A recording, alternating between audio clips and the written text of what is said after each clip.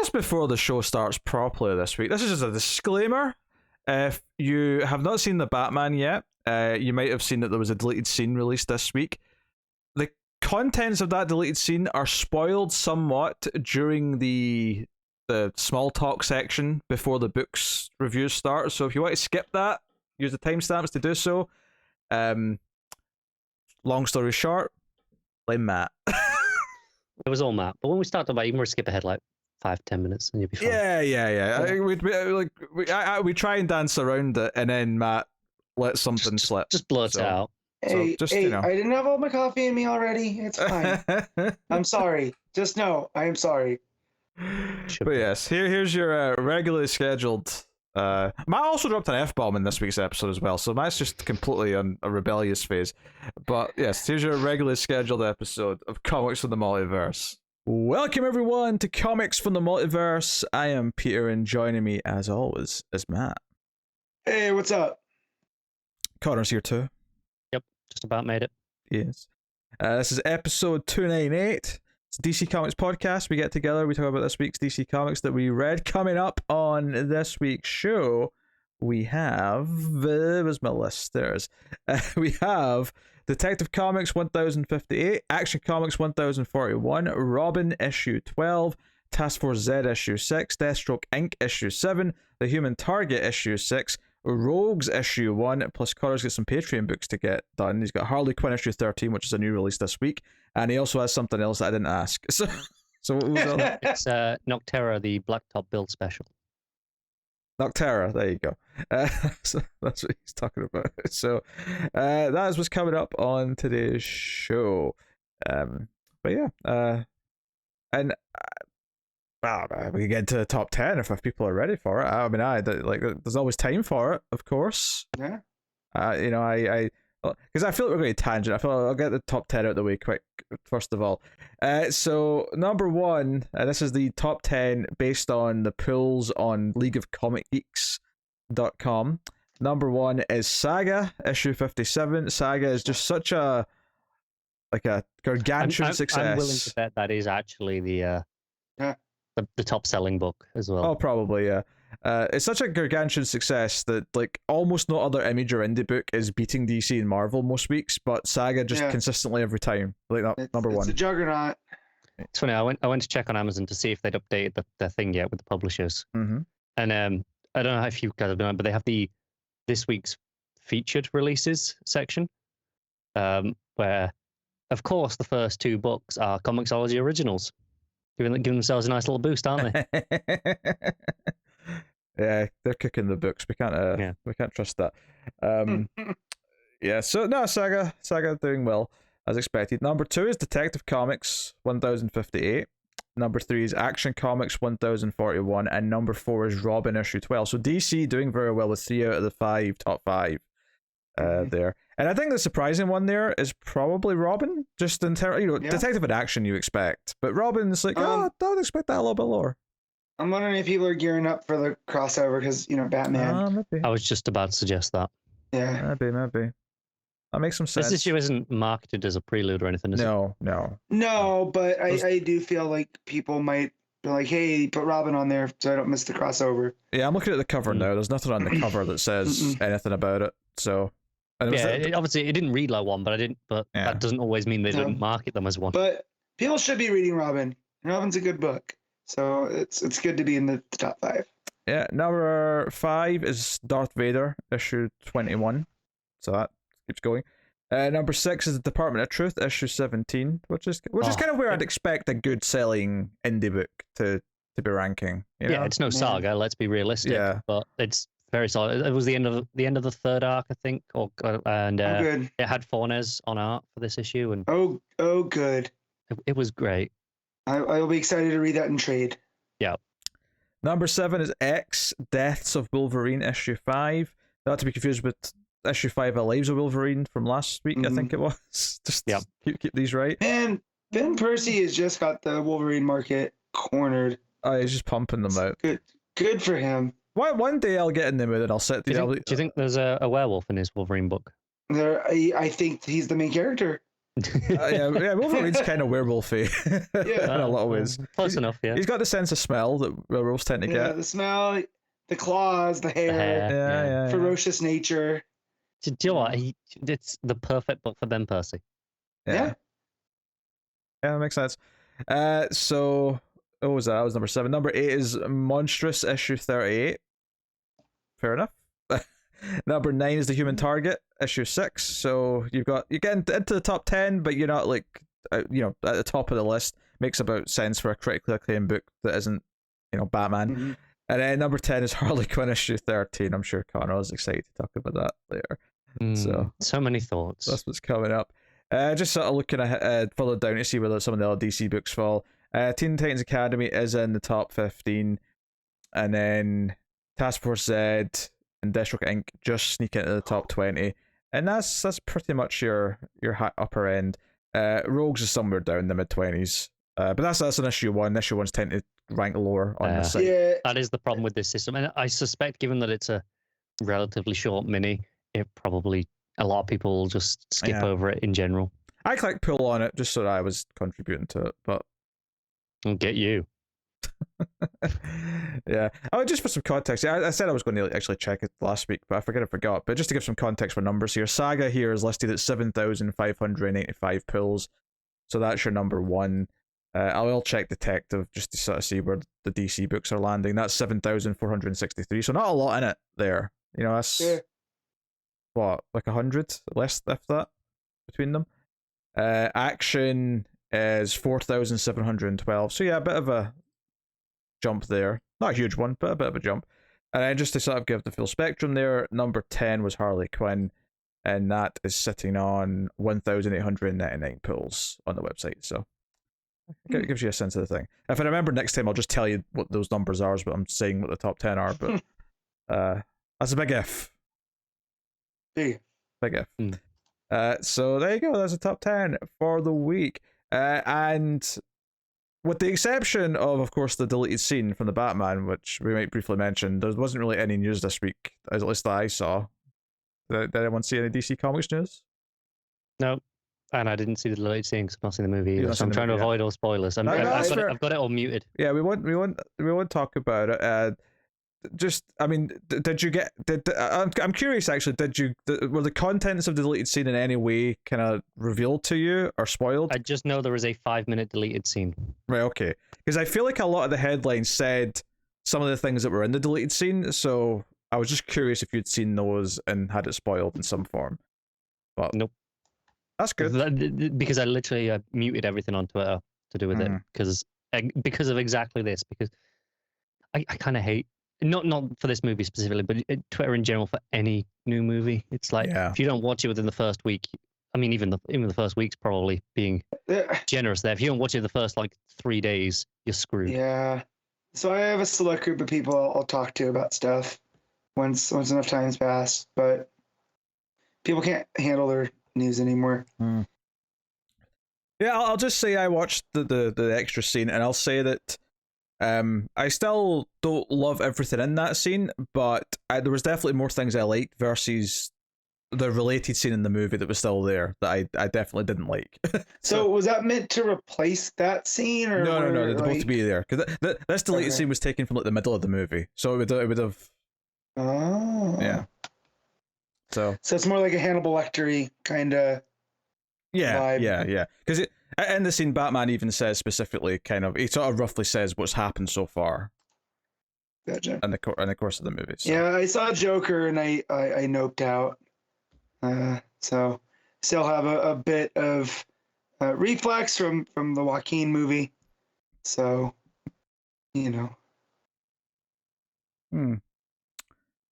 I feel like Matt just spoiled something there. Pretty sure he did. Yeah. Why? What the hell, Matt?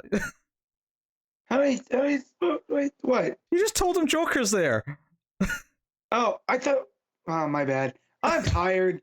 I thought it was, no. I did so well talking around what the scene was. We could cut it out.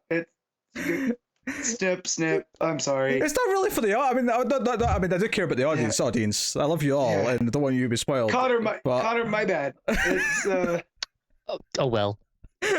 My fault. My fault. He just casually said it. Like, Yeah. Again, my bad, bud. well, okay. Well, in that case, I don't have to talk around it as much because that's really the only thing you could spoil. I'll just say, there's definitely parts of the Joker performance that feels like it's going for Heath Ledgery, but it also at times feels a bit more over the top. So I'm not convinced I like it yet, but I'm definitely more optimistic than I was after the scene that's in the movie. So there you go. I don't think I spoiled it in their color that wasn't already spoiled. No, you didn't. I have no opinion to add to it. Yes, that's fine. I've not seen it. I'm just doing my best not to say anything now. I'll be honest, I thought Matt was pushing it even by saying Hannibal Lecter style scene, and I was like, oh, that's a bit. Yeah, no, I just was not thinking. I mean, that was fine because I'm like, that could be anyone. Could have been anybody. Right? Yeah. It's probably Joker though. Let's be honest. My bad. 5 hours of sleep. See, you said that again with no context. Obviously, I know. Like, okay, sure, Riddler's in the movie, but in hypothetically, that could have been a thing with the Riddler, right? Sure, yeah. But, like, could have been literally anybody. Could have just been a guy. But yeah, anyways. But even if I give my opinion on why I didn't watch it, I feel like the context clues would have been there. So again, my bad. Just not gonna talk about that character anymore. It's fine. I guarantee it would have been spoiled to me before I got around to the movie anyway. It's, because as much as I mute stuff on Twitter, some people don't put the things that make it muted. Just imagine there's King Tut and not Joker, and we're fine. I mean, on the bright side, Connor, like it's not a big part of the movie. It's just like not like connected to the main plot or anything like that. It's just like I remember we were talking about this before. Again, we were dancing around it a while before it came out, where there was the alternate cuts of the movie with or without that character. Yeah. So it doesn't really spoil anything related to most of the main plot or anything like that. All of that's still disconnected. All you know now is I'm actually a little bit amazed at how little I know about this movie. It's good. Yeah, I felt like I got into it, to be honest, as well. Like, see, when I sat down to watch it, I was like, you know what? The trailers kind of did a good job of like. It's been out for like 2 weeks now, and I still know nothing. That's good. Well, now I know there's a Joker scene. Thanks, Matt. I feel like Reeves knows though that you don't really have to sell Batman. Like you can just put in a really cool bunch of cool looking shots. Did anyone tell Zack Snyder that? Well, let's not go there because we just came up on anniversaries according to Facebook. And getting to relive my my reactions to that god awful film. Mm-hmm. Yeah. Also, I think it was 8 years, maybe longer. I can't remember. That Sucker Punch came out today, and yeah, less said about that movie, the better. So. Oh, for sure, that movie's terrible. Yeah. I'm gonna have to convince me twice of that. I'm actually just like, was our Batman review? Did that come out this week? 15th. Was that the start of this week? No, previous week. I'll pimp it anyway. There was a 3-hour Batman review with me and David. Go check it out. Same length as the movie. Yeah, I actually think we beat the movie by a couple of minutes. You're a goddamn disgrace. No one's seen and watching that, except however many people have already done that. Those people don't count, clearly. If you want the audio version of it, it's on the 121 in Flux audio feed, if that's more your style. But yeah, not a great movie though. I'm looking forward to getting it when it's out on the home release. Yeah, I'm gonna watch it at home and see if it hits the same as it did in the theater. Yeah, because I feel like some movies just are better on the big screen. I think this one will hold up. I think it has the depth to. There's better on the big screen, which I think a lot of movies are. And then there's this does not work if you don't watch it on a big screen, and those are the movies that I really dislike.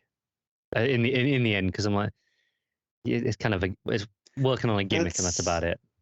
That's what I'm worried about doing, and why I haven't watched it yet. Because I didn't go see it at the theater. I watched it twice at home, and I haven't seen. I didn't see it in the cinema. I missed it. So gotcha. Fine. Wait, because you haven't been to a theater in since the pandemic, right? Nope. Birds of Prey was still the last one I went and saw. That's the person. Bond. Is Bond okay at home? Yes. because this is the first Bond movie since Bond's Goldeneye not that I okay missed anywhere, in Matt. theater. Shut up. It's No, because Bond's a spectacle, and Mhm. like I have Skyfall, right? I own it on Blu-ray. I haven't watched it since the theater. Like I'll if it's on TV, I'll watch bits and pieces. But yeah, this is the first one I missed just because I didn't feel like going to the theater. It's the first one I missed as well. And now I'm kicking myself because I hear how fun it is. It is fun. It has a fantastic wanna towards the end, like just an amazing action sequence. Oh, wait, Fukunaga doing a what? I know, who What? could have guessed? What? Yeah. But yeah, no. So that's why, yeah. So Dune, maybe I'll clear out some time this week and watch that. They're both long films, obviously, but Yeah. I did enjoy both of them. I mean, I didn't love Dune as much as other people did. Like, it's very pretty, but I wasn't in love with it. It's dude. I've seen the concepts of it. It's just, again, there's stuff for me and stuff that's not for me. And well, all I'm saying is, Dune wasn't. What I didn't know going in is that Dune has bagpipes in its score. And that kicked in out of nowhere, and I was like, "This is amazing. How is this working? Zimmer, you madman!" Yeah, but that's not quite that electric guitar from the original Dune. I could just see the poster. It says has bagpipes, 4 stars, Connor. No, I was at the movies just today, and I got a trailer for a few different horror films because I was seeing a horror movie. But what I want to bring up here, because there was some news this week or some rumors about it, and I wanted to just talk about just to make fun of it more than anything. But I got the trailer for Morbius, and oh no, I was hearing this week. Apparently, there's some rumors going that they significantly changed a lot of that movie because when they wrote it and shot it originally, they were doing it under the impression that No Way Home was going to be the last Spider-Man film connected to the MCU. So it was going to be like setting up the fact that no, Tom Holland is now going to be interacting with Venom and Morbius. But then at some point along the way with No Way Home, Sony and Marvel were like, nah, this is working too well. We need to keep doing this. We like money. so, and that's the thing. I mean, that's minor spoilers here, but it's not really spoiling anything. But there's a mid-credit scene in No Way Home that kind of like just makes it clear that Venom's a separate thing. Makes it clear, right? And that clearly, I imagine, was probably a decision that was made when they decided, oh, we're going to keep doing this with this connected stuff. So Venom has to kind of stay in its own. But apparently a lot of Morbius, like it was going to have like cameos for things and stuff and set up stuff that they took out and then it changed things around or something. I don't know. There's a certain character that shows up in the trailer that apparently is not in the movie anymore. Yeah. So, I heard that. Yeah. So you're telling me banking on cameos and teasers isn't a sustainable model for a movie? Oh, I fully say that, yes. One of my friends sent me a bunch of the best bits out of the Morbius reviews. And one of them said, not even the best movie of 2005. Anything like that always cracks me up. It does look really dated. It looks like a mid-2000s. But you know what? Shitty movie. I am willing to spend my $8 on a matinee don't support to go it. see this. No, Matt. I haven't even watched a trailer for it. Oh, it looks so bad. Okay, he's a scientist, right? Right? I don't care what type of scientist you are. You're familiar with the term echolocation, correct? Even us yes. non-scientists are. Yes, In the trailer, he says he has bat radar. He's not even Man-Bat. He doesn't get to pull that shit. No. At least Man-Bat, you're like, oh, okay, well, maybe that's not a vampire. He's a beast. If anything, he's closer to a werewolf. Also, he loses his sense of faculties. I have no attachment to this property, but apparently Jared Leto is a big Tron fan and wants to do a new Tron movie, and he's developing it. Please don't let him touch Tron. Oh, no, I know it's going to upset Connor. I'm voting for it. We're safe because there's no way of him actually being able to put himself into a computer yet. Because he's so method that... Do you know what the only thing that's going to make it safe? This movie is going to bomb. Oh, big time. It's going to bomb, and they're going to go, we're not going to let you do Tron. That movie, it struggles enough as it is. We need talent. Man. I'll be honest, it will hurt my soul. It will hurt my soul if it does not, like, Matt, if you go and it makes see money, this and you help it make money, and then we get a Tron movie from him because of that, this is your fault. I'm holding you personally responsible. But Tim's gonna see Morbius too, so can we? Tim can't be stopped. He's a madman. True. God damn it. And I don't think Tim's actually going to go see it. Tim's trying to struggle good movies into his theater schedule with the baby and all that. I don't think Tim's actually going to go through with that threat. Yeah, but he loves monsters. He does love monsters, but this is a meme. This is like, this is Tim saying, technically this is a horror movie because it's a vampire, so we should do it on screens. And I'm like, Tim, piss off. It's not happening. So you're not going to review it?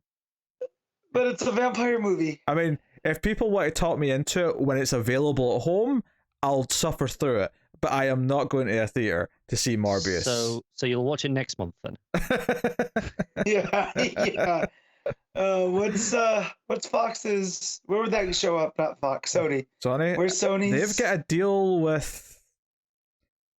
I remember a news story a while ago. They're either on Netflix after 18 months and then switching to Disney Plus, or it's the other way around. Okay. But shoot. It'll be available like digital to rent in like 6 weeks. Probably. My God, sounds like a threat. I'll never forget doing the Hellboy review with Tim, and he's just like, "Yeah, this movie's not that good. It's kind of disappointing. It's an 8." And I lost it. This is how, for record's sake, this is how Hellboy 2018 or whatever it was. A newer one. And for all the shit we give Matt about like critiquing a book and then giving it like a 7.5, nothing compared to Tim and Hellboy.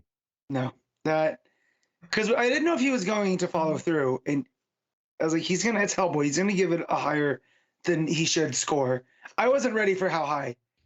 It might not have been an 8. It might have been a 9. And Pete's just looking at him in horror. Did I have to go see that in theaters? Yeah. That movie was a mess. I was on that review with you. That hurts me. Yeah. Because I don't think there's no way me and Tim did one by ourselves with you just recording. No, I think I was there. That would have been a mess of Lovecraftian, just madness all around. Like I'll still just Tim ranting for an hour and a half. I'll still put myself through like all the horror and sci-fi, but I'm kind of glad I got more selective with other movies as to which ones I'll force myself to review, because the thought of going to pay for a ticket for that Hellboy movie like sends a shiver down my spine now. I rewatched the Del Toro ones not that long ago, and they hold up. They're decent. They're fun monster, mythology. I was never into them, but they're better than. I'd say they're not like necessarily the best Hellboy movies in terms of adapting the comics. I think the first one's closer, but they're great urban fantasy. Yeah. And if you want urban fantasy movies, that second one, Golden Army, is top tier. Yeah, and I'll take that type of Del Toro over the last two Del Toros, but that's just me. Shape of Water and Nightmare Alley. No, I realize Shape of Water. Crimson Peak Nightmare Alley and Crimson Peak I did not like. I like Crimson Peak. Wait, did I like Crimson Peak or did I like Jessica Chastain in Crimson Peak? Either way. I'm actually the only one who's got a box of tissues out and really enjoyed Dark Phoenix, but the rest of us didn't. Actually, I got up and went to the hardware store halfway through, and I hate the hardware store. How are you going to bring in Jessica Chastain and not have her play an older Jean Grey or Lalandra of the Shi'ar? No, she's some character that I've never even heard. Nah. Poof. So angry. God, that movie sucked. That movie did suck, and it was so far. I don't remember anything about it. I couldn't. Me neither. I couldn't tell you anything about it. I know. It was one of the first movies I watched in pandemic because it had came to I think HBO right as the pandemic kicked off. So I was like, I'm not doing nothing. And then I was like, what else can I be doing? I'll put up a screen door. That's what I'll do. I'll go to the hardware store, find one. I know I saw it. Yeah. I don't remember. I don't remember anything except being upset about Chastain being wasted. The only thing I remember from that movie is at one point Jean makes Xavier walk like a puppet. Like she uses her telekinesis to make him walk, and he looks really like in silly. Like in Nightmare 3. Kinda, yeah. It's kind of puppet like, yeah. I remember that, and I think there was a big train scene towards the end. I think that's all I've got for you. Yeah, really, really bad. Man, The problem with so many superhero movies is that there's a lot of them end up being really shit. is it bad that I'm nostalgic for bad superhero movies at a certain point? Like not like fantastic bad, but like when you're just like, this is not what the comics are like at all. I don't know. Maybe I just like defending comics as a medium versus the general. I think people thought. I'd rather watch like X-Men 3 Last Stand.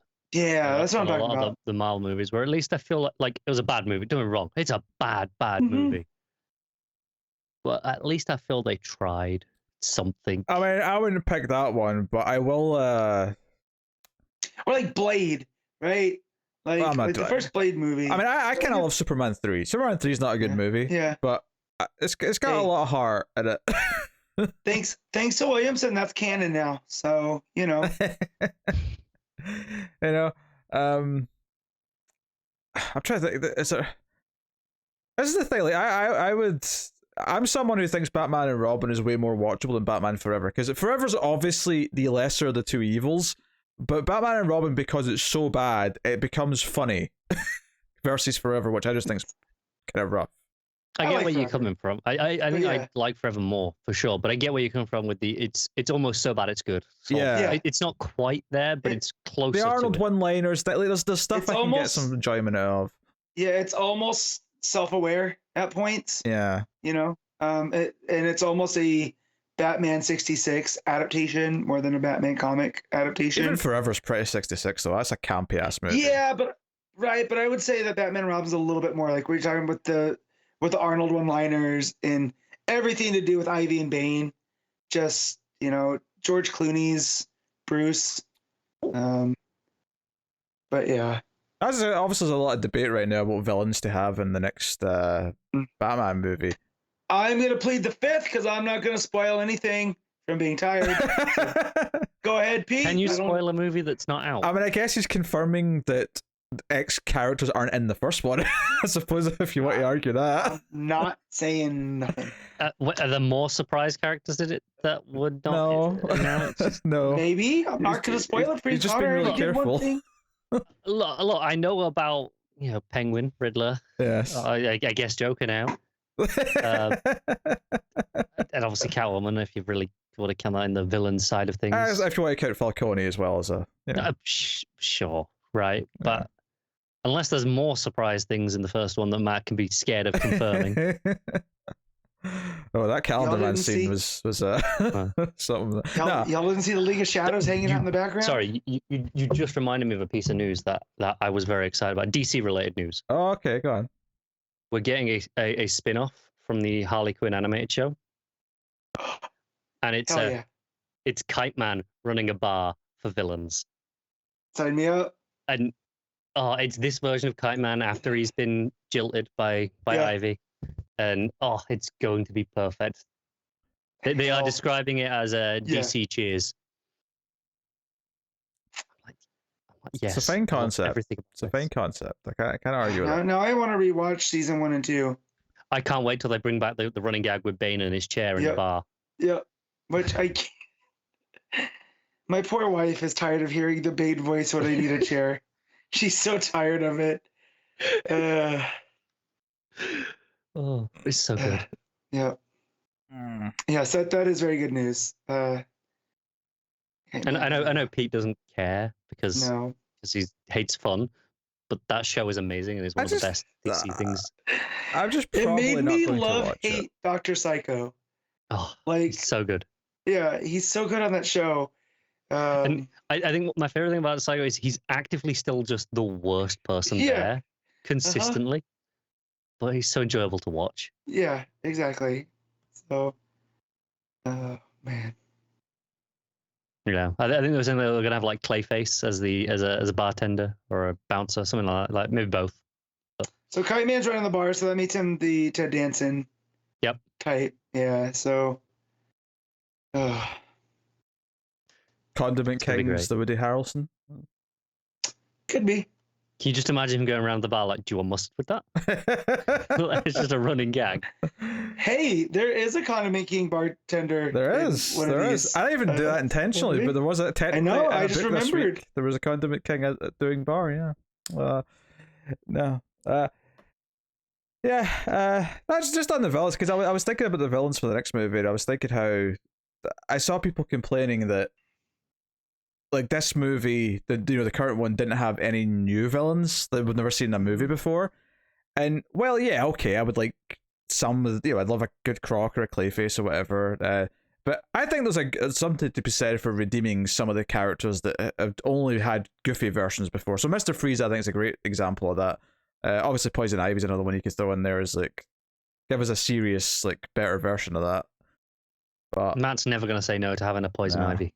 Hell no. Steampunk Mr. Freeze is my number one choice, but like I'm open to most picks. I know there's some like rumors going around about maybe doing the Court of Owls stuff. Kind of, I can see it. Yeah, and I'm not spoiling it, like the tease of Court of Owls in the movie, but there is definitely some stuff about the city in the first movie that makes me think, oh, they could go down the Court of Owls route if they would play in. Yeah, okay, that makes sense. You know, like, in the comics, like, it's not the exact same as the comics, but you know, in the comics, there was that stuff set up like the founding families of Gotham. There's kind of like a little bit of that in the backstory. Which I just love the whole secret history of Gotham, from Gates of Gotham, and then I love Gates of Gotham. Into Court of Owls. That there is fibers there in the movie. But yeah, I mean, Pattinson did say he loves Condiment King. Like. Well, someone asked him his favorite Bat villain. He's so charismatic in interviews. It's amazing to me how he just doesn't get some jobs. It's because people are holding Twilight against him, which he's done at this point more other movies than he did of Twilight, and it's not like he's picked up for Twilight for any other reason. One of the things I said in the review was that the next movie should probably start off with him like beating like a smaller villain, like so we can get to see another villain on screen just for the opening couple of scenes. Just Calendar Man. Yeah, just like him taking down a villain that doesn't need to have like a movie about them. I would love like King Tut and Maxie Zeus just at the beginning. Oh sure. And go ridiculous, and then let's say you do Court of Owls, and then it goes dark because you're getting into the history of Gotham. I think Court of Owls lends itself to having another villain alongside it as well, because you've got they're pulling the strings in the background, and you've got them, but you've got the more obvious threat to face. I think half. Me and David theorize you could pair Hush with Court of Owls really well, and even have Hush kind of replace the Lincoln March character, and just fudge it a little bit, and kind of have him fill that role. That fits more cleanly, right? Like, because you have Elliot, You don't have to do the kind of the brother angle then, I suppose. Yeah. Right. So I think there's ways to do that stuff. Yeah, Pattinson said something just because we mentioned the method acting of Jared Leto earlier. There was a quote from Pattinson in some interview where he said, "It's funny how all the people who claim method acting only use that when they're being assholes about something. No one ever is really nice and then says I'm method acting." I forget who told Dustin Hoffman that when Hoffman was young, because he was getting into character to play somebody. Oh no, I remember the story. It was in Marathon Man. He stayed up like all night for like 2 days or something, so he'd look tired on screen, and then like the veteran actor said, "Boy, we do this thing called acting." It was an just older the Laurence Olivier one. It's Olivier. He goes, it's called acting. But it is, and it's like I get tired of hearing this stuff, because like I get what Ledger did for Joker, but it also brought about his demise, right? Because him going that erratic is kind of what led to his dependency on substances to sleep, and eventually led to him going away from us. So, like, yeah, man, I never see someone go, oh yeah, they got into character to play somebody really nice, and they were just nice the whole time. I'm honestly surprised that there hasn't been any union, SAG-AFTRA union action towards actor safety in regards to method acting, in the same way that in like sports there's a lot of movement right now towards preventing head injuries, right? Across like a variety of sports. Every sport. They're all kind of moving in that direction. I'm surprised acting hasn't done something similar. No unprotected chair shots to the head. I mean, all I know is, like, if I worked with Jared Leto and he sent me dead animal parts, we are fighting. I don't care how much you're worth of the movie. I don't care if he whips my ass. I'm taking I'm taking I a piece think of you him. could take Jared Leto if I'm being honest. I think I Matt. could too. I mean, don't think he's got that much in him. No. He's a little bit wiry, but He's definitely all bark, isn't he? Besides, Yeah. it's like we wouldn't chip in. Let's be honest. If they got Yeah. one. Who wouldn't? But I feel like the It's whole pretty set would. I feel it would be like I'm not familiar with Dragon Ball, but the whole Spirit Bomb concept where they'd lend you the Sure, energy. fun. Yeah. I feel the whole set would just lend whoever's like, all right, good deal, Jared. Sure, yeah. I'll chip in. I'll kick to the ribs. And it just sucks because I really like that one album from his band. I can't separate. That's so 30 parsecs to Mars, that one? yeah, 30. Yeah, what's it called? 30 Seconds to Mars. 30 seconds, yeah.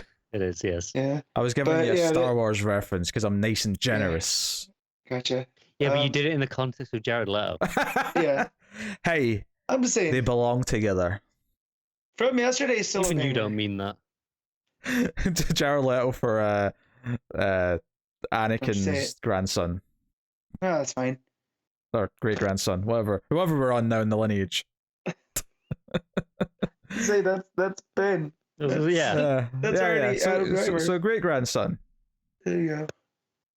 I mean, there was that legend story of the drug dealing Skywalker. Actually, I forget his on the just to whip this back round to Patterson and interviews and stuff. There's a great one with him and Zoe Kravitz been interviewed together, and he basically starts talking about how like he discovered women in true love by playing Final Fantasy VII when he was a kid. Starts talking about his waifus. Yeah, he starts talking about Tifa and Aerith, that's the one. And Zoe Kravitz has never heard of these characters, so she's asking And he's questions. there going, "Oh, it's amazing, isn't it?" And she's just there going, "What the hell is wrong with you?" So, is he a Tifa guy or an Aerith guy? Well, that's what he talks about. He talks about how it's this. Yeah. It's like you're forced to choose as a young man. It's the first time you're faced with this choice of two different types of women. Yeah. It was amusing. I think it was amusing because she was just sandbagging him, and he just looked so enthusiastic about this topic. He seemed so genuine about it as well. Like, and Look, when Lenny Kravitz is your dad and Jason Momoa is your stepdad, you don't know Final Fantasy VII. You just don't. Oh dear, it's just so funny though because he's talking about like a really nerdy version of a love triangle when he's known for being in one of the worst love triangle stories of all time. So it's just really funny. He's done so much work to try and get out of being the Twilight guy, and I feel bad for him. And I hope maybe the Batman is what does it for him. Yeah, but and you look at Kristen Stewart and her too, but you just feel like he's going the extra mile by doing these other roles. There's a great say if you Google or YouTube like times Robert Pattinson like publicly like made it clear he didn't like Twilight while he was promoting Twilight. There's like a good list of like a dozen like clips and stuff of just like him. He's trying to get fired. Yeah, he's saying things like why are they going to high school? Like he's just like picking apart the plot and like pointing out all the things that don't make sense. He's clearly like, yeah, no, I did it for money. Yeah, and I can respect that, right? Because let's be honest, wouldn't we all? Well, because even during those times when he was off of Twilight, he was doing stuff like Cosmopolis and what was the 9/11 movie that he did with the chick from Lost? Oh, Remember Me. Yeah, he was doing that stuff in between Twilight, which is so different. And I know this because friends of mine were very into Robert Pattinson, and they went and saw every movie he was in. They did not enjoy Cosmopolis. It took a bit of time, but he sort of built up some indie work at this point between Lighthouse. Yeah. I've heard he's a big fan of lobster. Yeah, I've heard good. He's fond of the lobster. I think it was. Say. As we're going to see X, we were talking. Me and my brother talking about the Northman, and I'm excited. He's like, "Oh, did you see the lighthouse?" I was like, "No, I had the lighthouse described to me from my friends, and I don't think it's for me." And he goes, "You'll never look at lobster the same, man." Yeah, it's definitely not a Matt movie, but I mean, for the experience, baby. Yeah. You should see the lobster. Also, my brother thought the lobster's also a good movie. I'm in the lighthouse. Also, I have that's seen the fine. lobster. My brother also thought something was. Oh, Colin Farrell was in the Batman. They should have been cracking jokes with each other. They should have. Just lobster jokes back and forth. So wait, the lighthouse is in a different aspect ratio, right? Yeah, it's in 4:3, I think. It's like 4:3, yeah. Yeah. My brother thought something was up with his TV, because he didn't realize it. So yes. Do you know what's so funny though? Is it's like, people obviously I talk about aspect ratios, but I've got like a running thing almost at this point that I'm obsessed with aspect ratios. But I think it's so funny when you watch The Lighthouse and it's in that aspect ratio. Within the first like 5 minutes of the movie, there's a shot of like him in the frame with the lighthouse in the background, and you see the full height of the lighthouse, and immediately you understand why this shape was picked for this movie. Like it doesn't work otherwise, right? Yeah, it just like you can see it on the screen. Like if it was a wider aspect ratio, you'd if to have this same height in the shot, you'd have to have a lot of empty space on the sides, and clearly he didn't want that. He wanted it to fit like this core idea, and I was like, yeah, it makes sense. Like I can, the justification for it's like right there within the first few minutes of the movie. So, yeah, there you go. Hey. I know.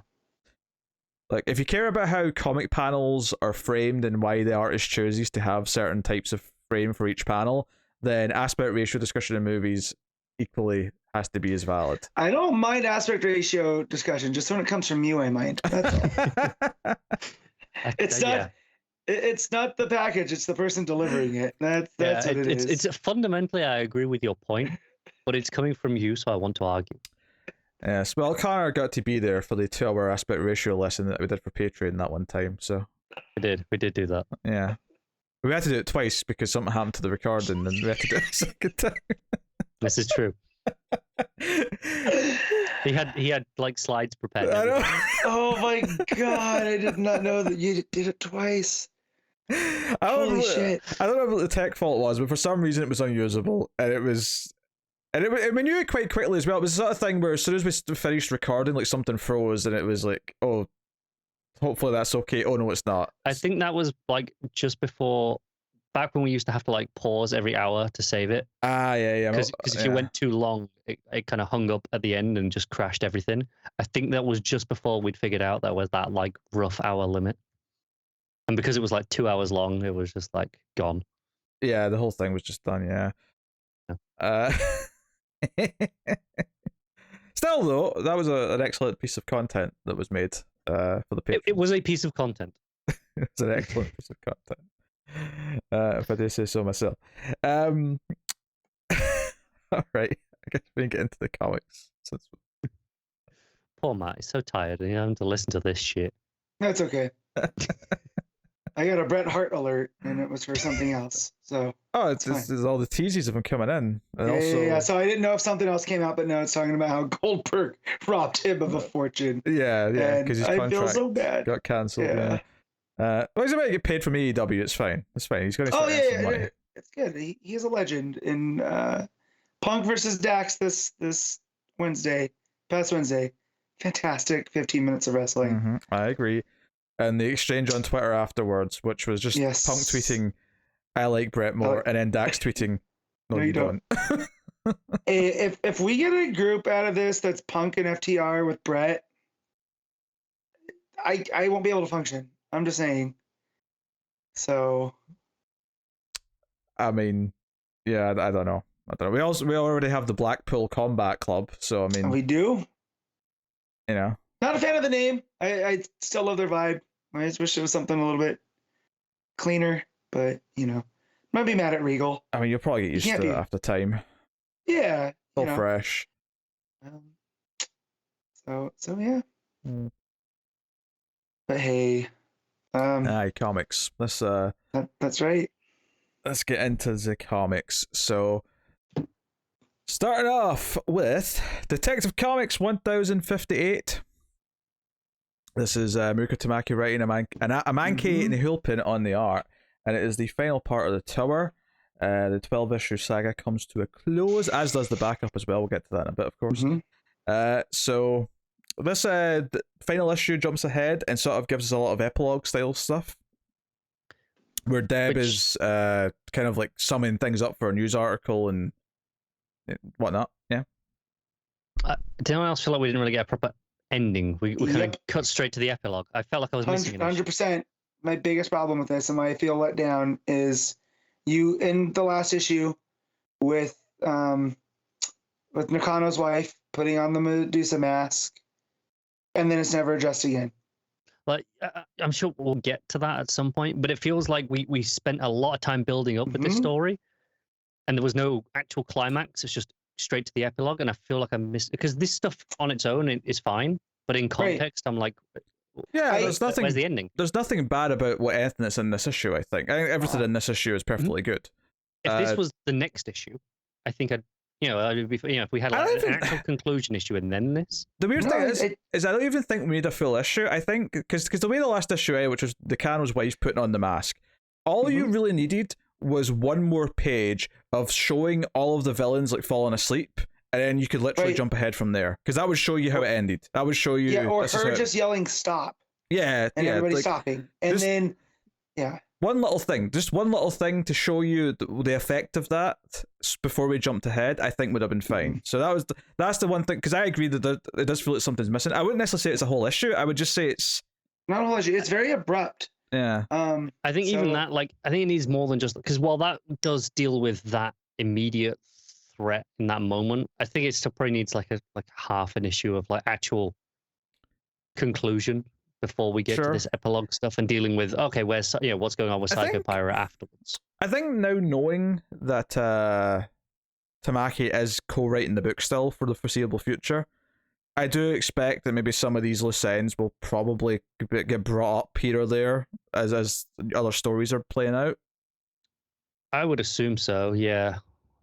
Because this issue does set up Chase still working at the tower. And I think that is kind of part of my problem with this issue and retroactively the tower as a whole, in that it's a whole lot of build, it's a whole lot of setting up, it's a whole lot of teasing stuff to come, and there's not a payoff at the end of this. I don't feel like I got a satisfying story in these 12 issues by the end. I disagree there, because while I feel like the whole Psycho Pirate story wasn't ended properly, I do like the idea that because Dr. Ware was a con man, and that the whole idea of Arkham Tower can work in the right hands. But because you have this con man come in and, did the whole Music Man thing, trying to get the money, and then... Even I don't understand how Arkham Tower is like, oh yeah, we're just going to keep it, it's fine, it works. But how does it work? It's exactly like, what's the defense against of Arkham Tower versus anything else now, given that there is no person running, there's no miracle cure, there is no... Well, no, it's just an actual hospital like Arkham, but with like a proper person appointed to run it. Right, because it always feels like Arkham itself is a cursed land. Like we got that in that what was the Arkham City book? Yeah. Yeah. So basically, this is just it's Arkham Asylum again, just with a new name. Well, no, it's but instead of treating it like an asylum, they're treating it like an actual mental hospital, which I think goes a long way. I think the fact that you see a normal person, for lack of a better term, in the Cano's wife going there for therapy kind of shows that it isn't just a mental hospital now. It's something where anyone can go and get treatment. I just feel like it was very like lack of justification of just this whole thing was a scam, but well, whatever, we'll keep it going anyway. It seems so weird to me, because there's a few things. I mean, what's the alternate though? They tear it all down and send everybody back to the husk of Arkham Asylum? Turn it into a fancy apartment building and they gentrify it. I assume they would have sent them all back to their Blackgate cells like they were doing before, which is where they moved them all out of, right? I think so, yeah.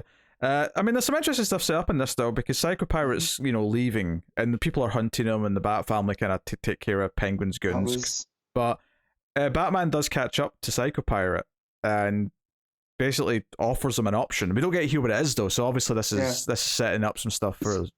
I suspect for Williamson stuff more than anything with the Dark Crisis. Yeah, very possibly. But I thought that was kind of a neat little tease.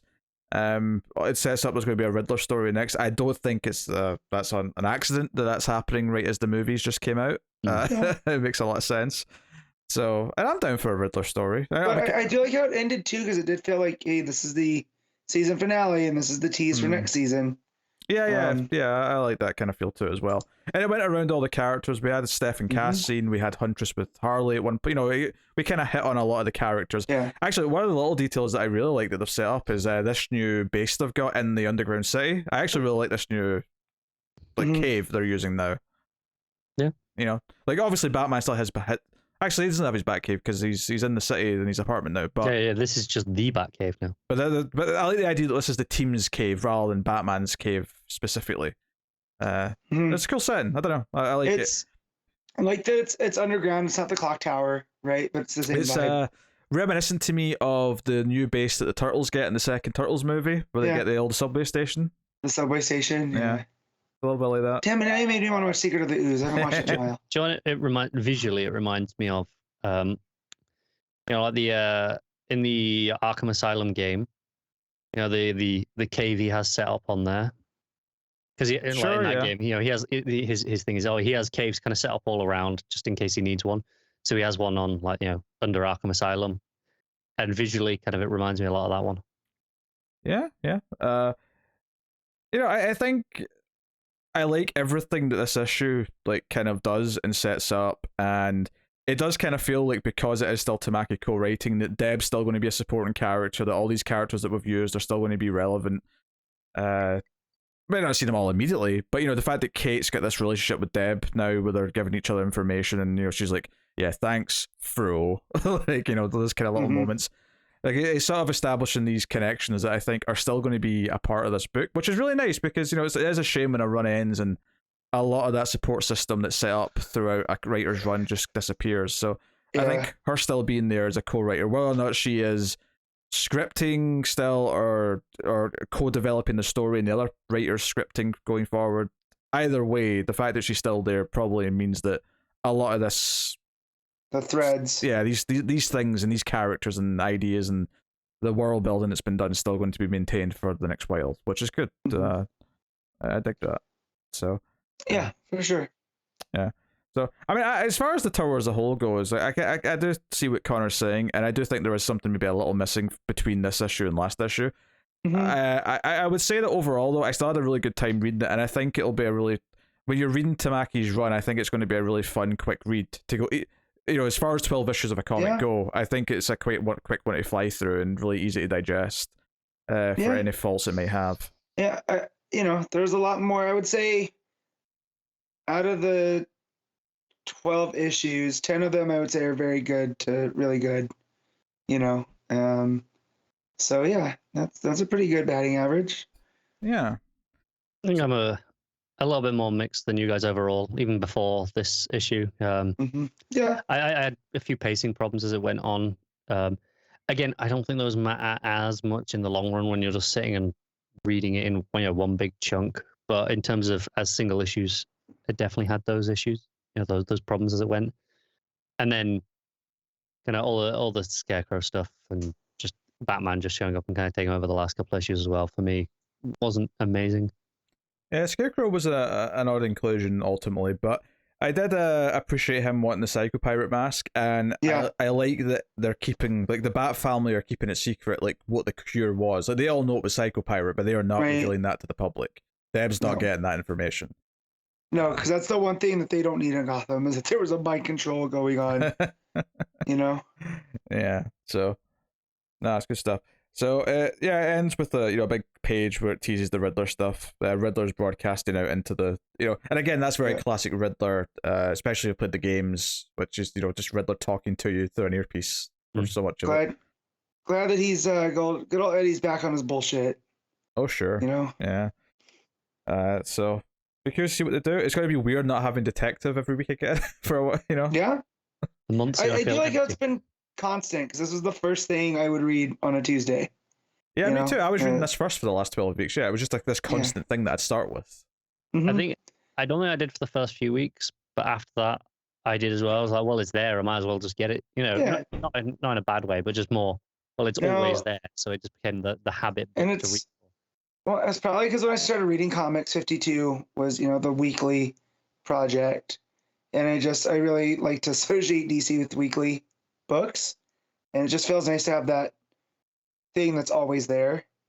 And so when you boot up the app and Detective's sitting there to download, it was a good feeling. Yeah. I mean, obviously, there's a reason why you don't necessarily do this all the time, because it would cost a fortune for a lot of books to be weekly and all that. But I'm not opposed if, let's say Tamaki goes another year in this book with a co-writer. If they decide to end or run with another thing like this, where there's a weekly couple of months, or 3 months again in this case, then as a finale, like I'd be cool with that. I think. Mm-hmm. I think they can get away with it on Batbox. They showed that with the two Batman Eternal things sold reasonably well, I think, by all accounts. Yeah. So I think as long as Batman's in the name, it sells well enough that they can stick it weekly, and yeah, it'll be fine. And with Detective especially, and action as well to an extent, obviously for the same reason, but with Detective, the fact that people want to have, if they've been collecting for a long time and they've got their run of numbers, they're going to want them all. They don't want to miss out on like a chunk of their numbering. So, yeah. The backup story, of course, also concludes with this issue, this 12-part backup story. And I thought the ending of this was very poignant and kind of perfect for what it was. Yes. And I really appreciated that the fact that they didn't have a name this whole time wasn't because it was going to be a reveal of who this really is. The point was going to be no one ever knew your name. You were not important. Yeah. I think in the last couple of issues where we'd kind of cut ahead pretty significantly, I think it became clear, at least for me, that it wasn't going to be someone from the tower like we were speculating earlier on. Right. I think like, okay, this is only going to end one way. Yeah, because it was a kid to start with, and he was a kid for the first like 2/3 of all those stories. Right. It kind of felt like he could turn out to be anyone almost. But yeah, once we sort of jumped ahead, and now he's an adult, and we're sort of deep into the. I mean, we're kind of in present day time more or less now, but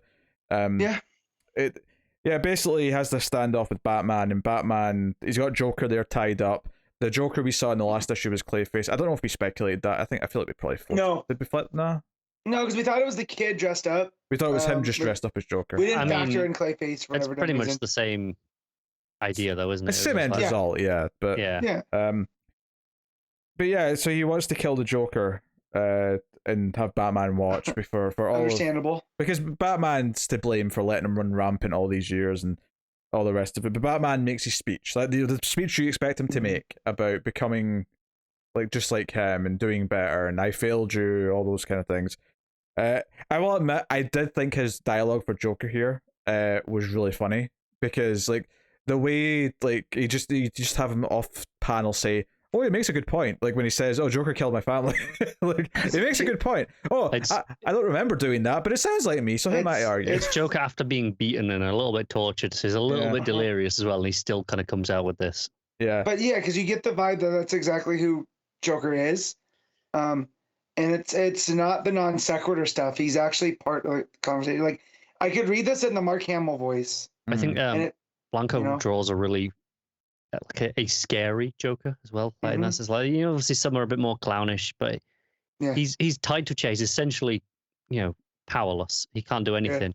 He still just looks sinister in a way that sometimes the Joker doesn't, and that's quite impressive. Like there's the panel where he's like, oh, you killed my parents. Do you remember that? And he's like, yeah, I don't remember, but it sounds like something I do. So I'll take your word for it. But he's just there in the background, and he's got this grin, and it looks so. Yeah, I laughed at that. I laughed at he's got a good point, doesn't he, Batman? And I also laughed at when when the kid's about to kill Joker with the axe, and Batman says, if you use that on someone, use it on me. And Joker just goes, he really knows how to steal the spotlight, doesn't he? It's both very in character, but also just funny in the moment as well. So it's good stuff. And it's this really sad ending where the kid kind of agrees to go along with what Batman's saying, but then the Penguin finds him in the sewers, and it ends with his death. And Penguin says, "No, like." You weren't forgotten. You call yourself the Forgotten, but no one ever knew who you were. No one ever knew your name because you're not important. And he kills him, and the final panel of the book is the dead body of this character that we've been following this whole time, lying there in the sewers. And it is a really dark, bitter ending. That is like, this is not a good story for this character. This is not a heroic tale or anything like that. It seems triumphant with him getting like Croc and Clayface and Scarecrow, right? Part of the plan. But, the other villain that was main part of his origin was Penguin. And Penguin doesn't forget. So, the fact like Penguin's held on to this and he knows who he is, but he's going to make it that no one else does. I thought that was super poignant. The tragedy of it, where he's just kind of come to terms with Batman after 20 odd years, whatever it's been, and Batman's like, do you know what? Fine, you go do your thing, make a difference, Mm-hmm. and then that's it. And now, there's will Batman forget him now? Will he just I wonder whatever happened to that guy. Yeah. Yeah. It makes a really poignant message by the end, and I think the idea this is just a parable of someone who went through something awful in Gotham, and then by the end is just consumed by it. Even with the signs of hope and the right choices made towards the end of the story, it didn't matter. Like something he did early on with the Penguin came back to bite him right at the end. And I say right at the end, he's still young. He's still a young man here. He's like 20 or something. Like, I don't know what age he's supposed to be, but he's not an old man. Right. So it's a really good study of like what the regular people in Gotham might go through, and just the turmoil they go through because of these costumed people running around. I think it's the concept of the whole one bad day for can turn you into the Joker. This is that, but sad. Where it's like one bad day doesn't make you into a villain necessarily. Well, no, and it kind of makes you into just what you could be in Gotham with one bad day. Is this instead of being crazy and evil? It just makes you sad like this. Right. Because he fell through all the cracks and everything. Like, it's not like people were actively trying to mess up his life, but it was just this, circumstances. Yeah, and it all started with the Joker attack as well. So I mean, you could even look, this is the obviously we have the obvious victims of the Joker who he kills when he's doing these crazy stuff, but then you have this, which is someone who survived the Joker attack, and this is what their life has been, and it amounts to not a whole lot, sadly. So yeah, I thought the ending was perfect, honestly. It kind of elevated, I think, a lot of the story for me with this final beat. It's amazing me how like at the start of this 12-issue series of the Tower, I was like, I'm really into the Tower. Oh, hey, this backup's kind of cool too. And by the end, I'm like, no, this is probably what I'll remember more than the Tower overall. I really like this. Like, I hope they collect this and like a I'm sure they will, because lengthwise it's kind of like a 6-issue trade, right? Yeah. Well, that's the old. Yeah, because they're all about 10 pages each. So yeah. So I'll make a nice little, what was the name again? House of Gotham. House of Gotham. Yeah, here's a House of Gotham trade. Plus, it'd be really awkward to include it with the Tower stuff because that's already 12 issues full of stuff. Yeah, that already might get split into 2 trades as it is.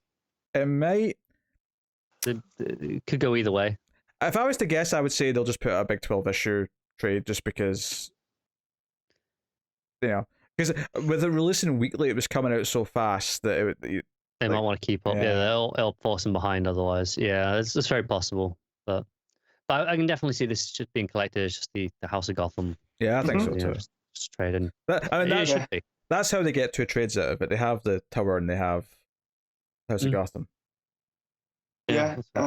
I would say so far, because we have the complete story, this is, I think, Rosenberg's strongest work at DC. At DC, sure. Yeah. Yeah. So, but yeah, this, I really like Task Force Z, and we'll talk about that in a few. I think, but this Blanco helps, right? Yeah, well, yeah, but I'm just talking story-wise, like how this kept its narrative throughout, right? By keeping on this kid, and we almost got like a history of Gotham throughout, up until these last 2, which kind of show what happens to the people. I always like when a writer can do something creative to explore parts of the DC universe that we already know from more straight, Batman, Superman stories, whatever. Like, taking a character like this and building a story around them to sort of explore Gotham, explore some of the characters in Gotham is really fascinating to me. And I also appreciate that sometimes it can kind of feel like when you have a story like this where we're going to go through all these things that touch upon the history of the continuity of Gotham, sometimes it can feel a bit cheap, like a cheap way of like having the artist be able to draw like seminal moments from Gotham's past. This could have very easily turned into, oh, we'll show the famous page of Nightfall where Bane breaks his back, and we'll show the famous page from this just so the artist There's gets to, a lot of restraint in Yeah. that, and that we hit a lot of big moments in Batman history. But this is from the average person's perspective. Yeah, well, that's what made it exciting. It kept that perspective, which I think is important.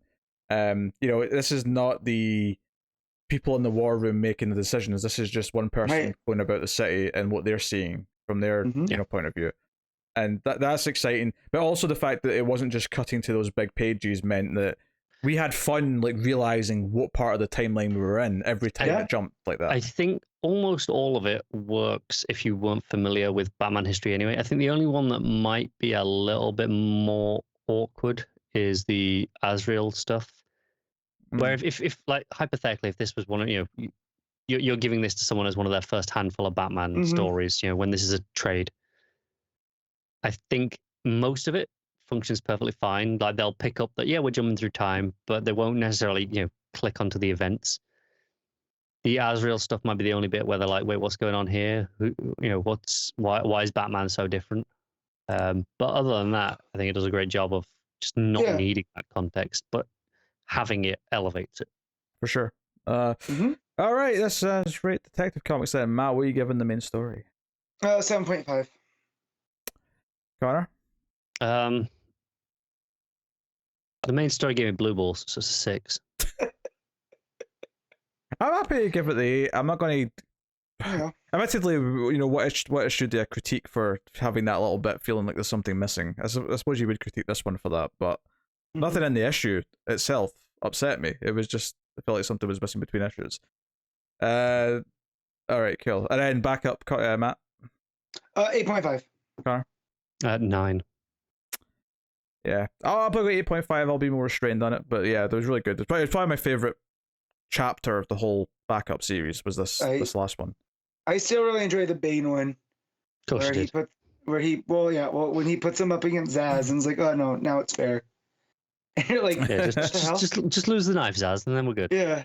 And you're like, what the hell, Bane? And yeah, that one was really strong. But no, this is all, like Connor said, I ended up looking forward to this more than the Tower, and I enjoyed the Tower for the most part, but House of Gotham was the main event for me. And barring those, not this issue actually, I think this issue was fine, but the last two before this, where Blanco had a couple of little panels here or there that were a bit funny and rushed, I think it's very consistent, to have that that art the whole way through. Yeah, and credit to the Tower, the way it broke down the like 3/3 into an artist each, I thought worked quite well. Yeah. Props to the editor who organized that and got them all ahead of schedule and got the deadline sorted. Because it was never can't have been easy. It was never going to be realistic to have one artist for all 12 issues, and I think the traditional way this would have probably happened is they'd have been rotating through the 3 artists, where issue 1 is Rayner, issue 2 is Nahuelpan, issue 3 is Reese, and then this will probably feel more jarring in a trade, I think, when you switch really suddenly. But reading it, like week to week and essentially monthly, as like here's a month of each artist, I think felt pretty consistent to us now. Yeah. So I preferred this over them just rotating through the 3 or 4 artists they might have used otherwise. Definitely. All right.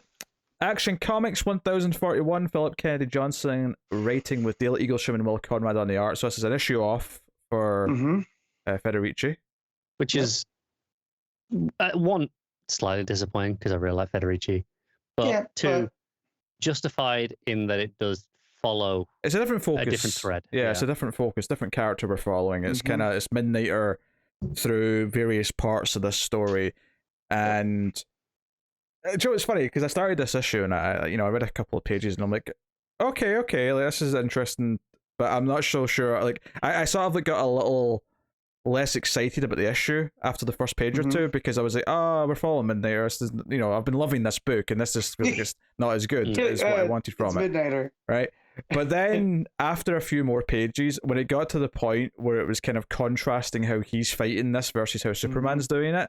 And it was like him clashing with the people who are starting to believe in Superman. Because the other part of the comic is that we hear some of the Thelosians telling stories of Superman and starting to spread stories of he's going to be the one that saves us. Like he they tell a story of him fighting Doomsday, and I was sort of reading like that narration before they showed the page of him fighting Doomsday, and I was like, wait, they talk about Doomsday? This sounds like Doomsday they're describing. Mm-hmm. And then you get to the next page and it is Doomsday, but notably in their version of it, Superman's wearing all this armor as he's fighting Doomsday.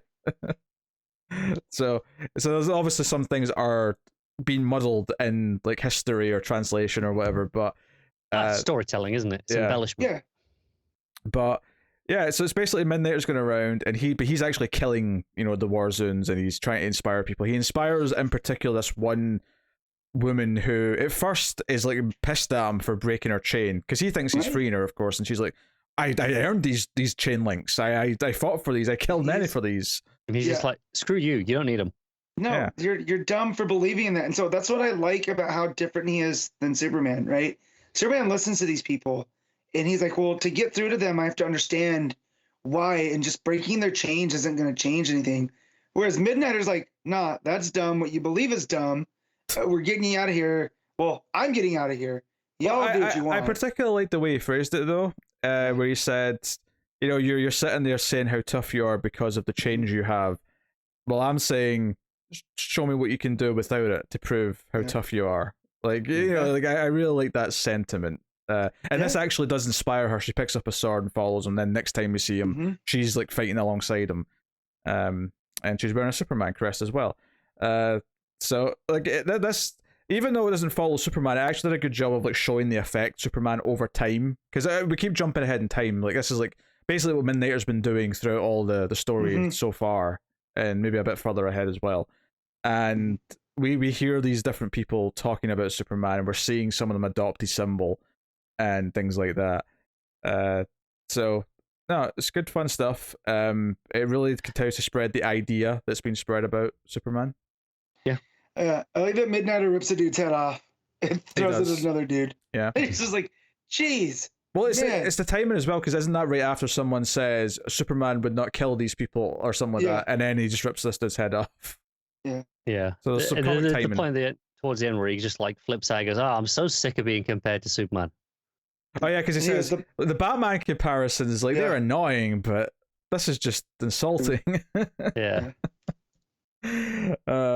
Nah, there's some good moments in here that kind of flesh him out a little bit. But the big thing towards the end is that Midnighter is determined to go save Apollo. That's all he really cares about, to the point where he doesn't like. The Thelosian there's like, look, the smarter play here is to wait until we have enough people that we may actually stand a chance of winning. Plus, taking Apollo away might break down all the war world and just kill like lots of people. Like all the people who you're supposed to be helping save might die by doing this. And he's too headstrong, he's too determined to do what he wants to do.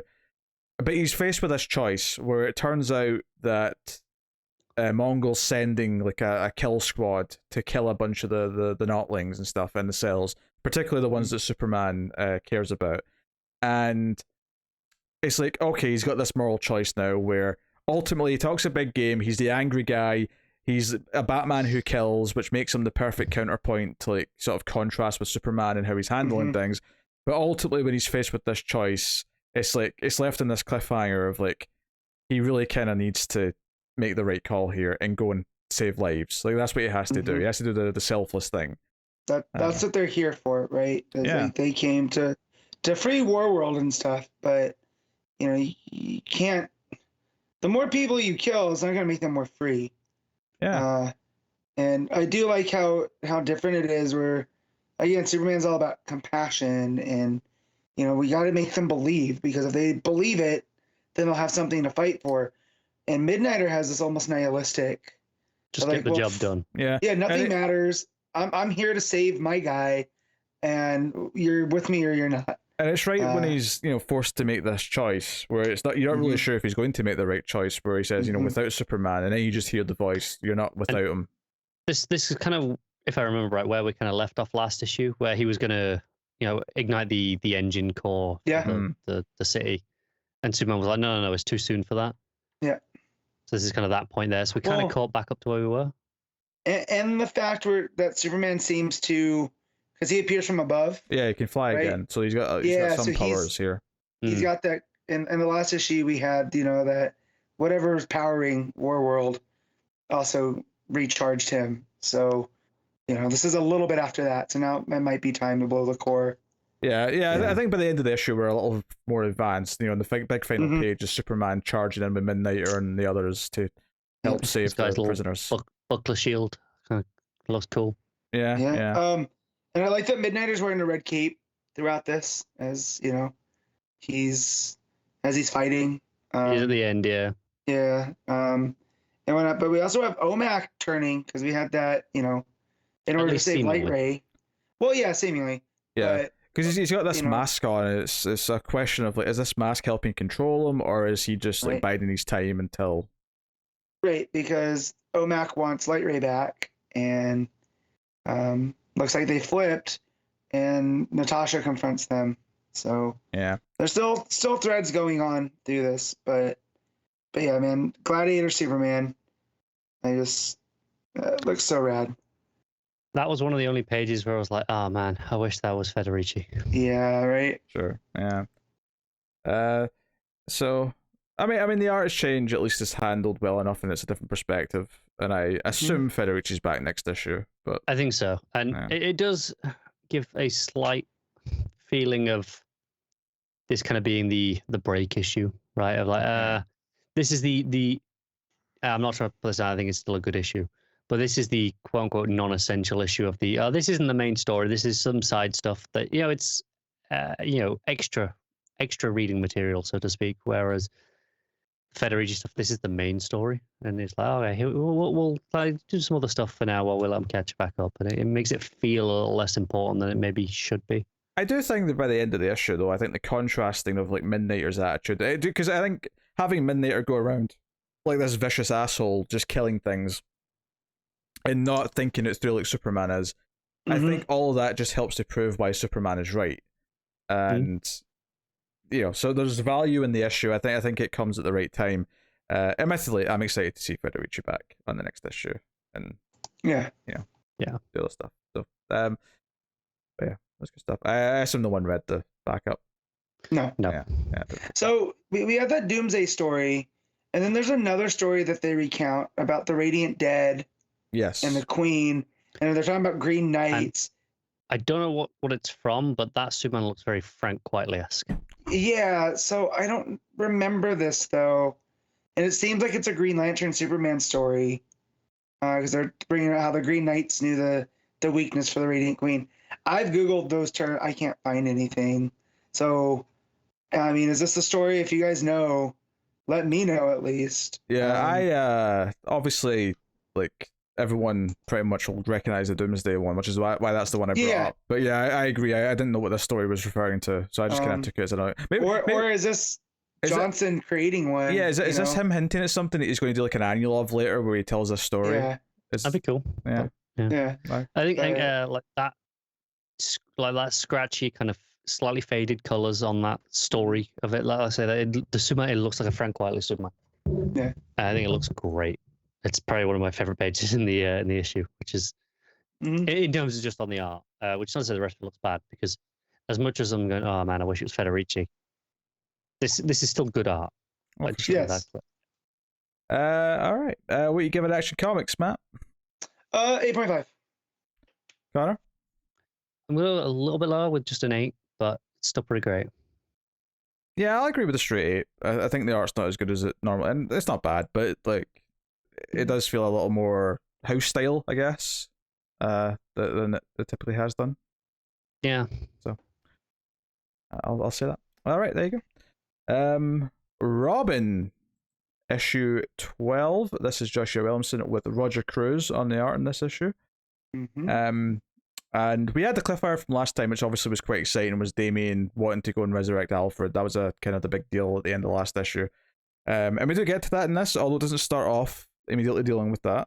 There's a little bit of Robin saying goodbye to Connor Hawk, and kind of the just like Talia, Raz, all that stuff playing out. And I did get a good chuckle out of like her being like, "No, we're taking Damien with us," and then Damien's already stolen her ship. Still in the airship. Put the keys in. Big ass airship as well. Yeah, it is. Yeah, it's one of those things I always like though, is the ice effect on the speech bubble to like show like how pissed they are because it's cold. Yeah. Yep. I always enjoy that in a comic, as long as it's not overused. So Damien goes to Gotham. He goes to Alfred's grave. He whips out his little Lazarus resin vial. But then And of then course has a fight with himself. yeah, there's like a sort of evil Robin shows up, and it's kind of like, and it's like he's just hallucinating basically because it's the knock-on effect of him going through the Lazarus pits and whatnot in the last arc. And at least I'm a bit disappointed by that scene. Sure. I don't mind it because of what I feel it's setting up for Shadow War. I think there'll be more of that in Deathstroke Inc. I think the problem is if we're setting up he's hallucinating it, and why are we not using the Alfred that we set up that he was talking with earlier, but like a slightly more physical manifestation of Alfred, and not make it into a fight scene for the sake of this issue having a fight scene? Because so for me, it's not about the fight. It's he's at odds with the Al Ghul part and the Wayne part, and because he's spent all this time and he's seen the relationship with Talia, his grandmother to Roz, and then Roz to Talia, and now Talia to him, it feels like he's always going to be at war with this. I get that justification. Did he need to be kicked into the grave? Absolutely not. That's where he goes a little too I think far. my problem is I felt editorial going, this issue needs action. We need a fight scene in here. Sure, and that's the reason why it exists, because there's no other action in there. Yeah, I don't mind the inner turmoil aspect of it being represented with the fight. I kind of agree with Connor here. Like, I get the justification, but him hallucinating and seeing like an evil Robin felt really out of nowhere to me when he walked out, and I was like, oh, I guess we're doing this now.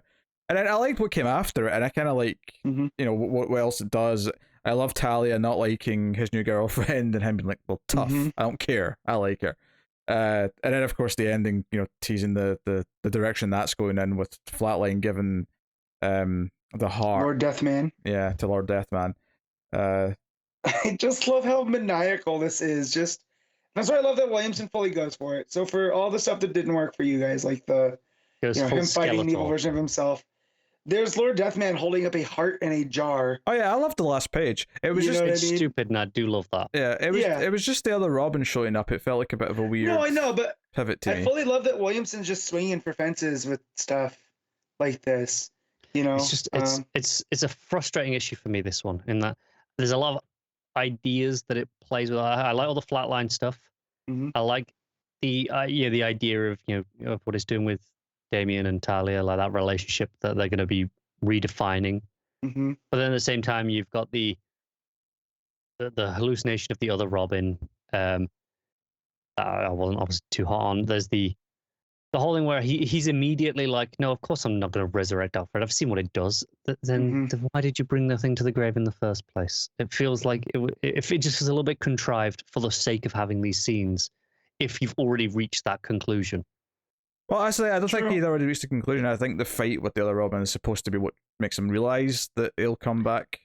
I don't think it makes that very clear. I agree, but I think that's the point. I think that's why he just decides in this moment. Especially with what we find out in another. Is it in this one? Hold on. Yeah, it's in the epilogue here. Yes. What we find out about the Lazarus I said the heart thing was the last page. Yes, technically it was like 2 more pages. There's an epilogue, because there's all cool stuff that takes place in Deathstroke Inc.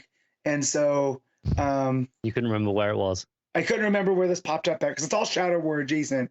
Sure. So, the actual last page is basically Ra's al Ghul's mother saying, "Oh, like you've went through those Lazarus pits too many times, and it's it's infected you, and you're dying." So that's kind of the big. Yeah. I in concept, I like it explains why he's gone all hippie. Yep. And kind of rather trying to make peace with himself. Right at this point, like kind of is what we've seen so far in this book. That makes sense. It lines up with that. So I'm intrigued by that. I really hope by the end of Shadow War, it doesn't just revert to, oh no, he's fine again. Lazarus pits have been restored. He can use them again. So do you guys remember Resurrection of Ra's al Ghul very well? It's been a while, but yeah, it's been a long time. Yeah, so I feel like where this is going, because they're talking about this demon. Right, and that basically Raz has corrupted it because he brought his science to deal with magic, and that's why it's killing him, right? There's diminishing returns for these. But the whole point in Resurrection of Ra's al Ghul was that the Lazarus pits are just a means to an end, is that Ra's has actually mastered spiritual resurrection. And the whole point of Robin, of Damien being created, was he was meant to be a vessel for Ra's. And eventually one of his, bastard kids is that's still all canon, is who Ra's is inhabiting now. Yeah, if you didn't know, this was the original Palpatine story. I mean, kind of, right? Somehow, Ra's has returned. Right. And so, but yeah, so here it feels like it's kind of like we're going to be getting away from the Lazarus pits, especially with all this Lazarus resin running around. Everything it feels like right now there's something big that's going to happen with the Lazarus pits. I wouldn't be especially with they cut it down to, there's only one again or something like that. Yeah. But it definitely feels like they're redefining the relationship with the Waynes and, the Bat side of the family and the All Ghouls. And now, talk about Deathstroke Inc. and Shadow War, how Slade Wilson's involved in all this now. Sure. So I definitely think there's going to be a restructuring of Raw. So I don't think it's going to be a reset like Connor's worried about. At least I hope not. But I do think it's going to get to some kind of status quo. I think my concern right now is I'm not been too hot on Williamson. Mm-hmm. And I know he's very much a student of Jeff Johns, not in the literal sense, but in the, he's very clearly inspired by him. Yeah. And I'm worried he's going to take maybe that a little too literally and take a leaf out of the Johns playbook and be like, well, let's just reset the status quo again. And I really don't want that now. Which I understand, because I don't want that either. I like Hippie Ra's. I hope we can get, him at peace and him learning that he doesn't need the Lazarus pits or whatever, and that he can ascend or whatever. Because now we have Talia, right, in that spot. Yeah. So, but we'll see, because I went from being kind of middling on Shadow War to now being like, okay, anything can happen in this. I have literally no idea what's going on, and I like that. So, especially with this almost as a prelude. Yeah. I'm very going to Shadow War pretty cautiously, I would say. Yeah. I'm not particularly excited. I think I'm somewhere in the middle. I wouldn't say I'm not excited. I wouldn't say I'm dreading it either. I'm kind of just. That issue, that alpha issue, can come out next week and completely be a wet fart, and I'm going to be very upset. But I don't think it's going to be. Well, I just don't know what to expect out of it now. What exactly is the point? Yeah. At least when Raz somehow returned, how many people are involved in the comic book chain of command that could have vetoed that because it was too stupid, versus how many people in the chain of command of the $300 million movie that could have vetoed it at some point and said, this is stupid.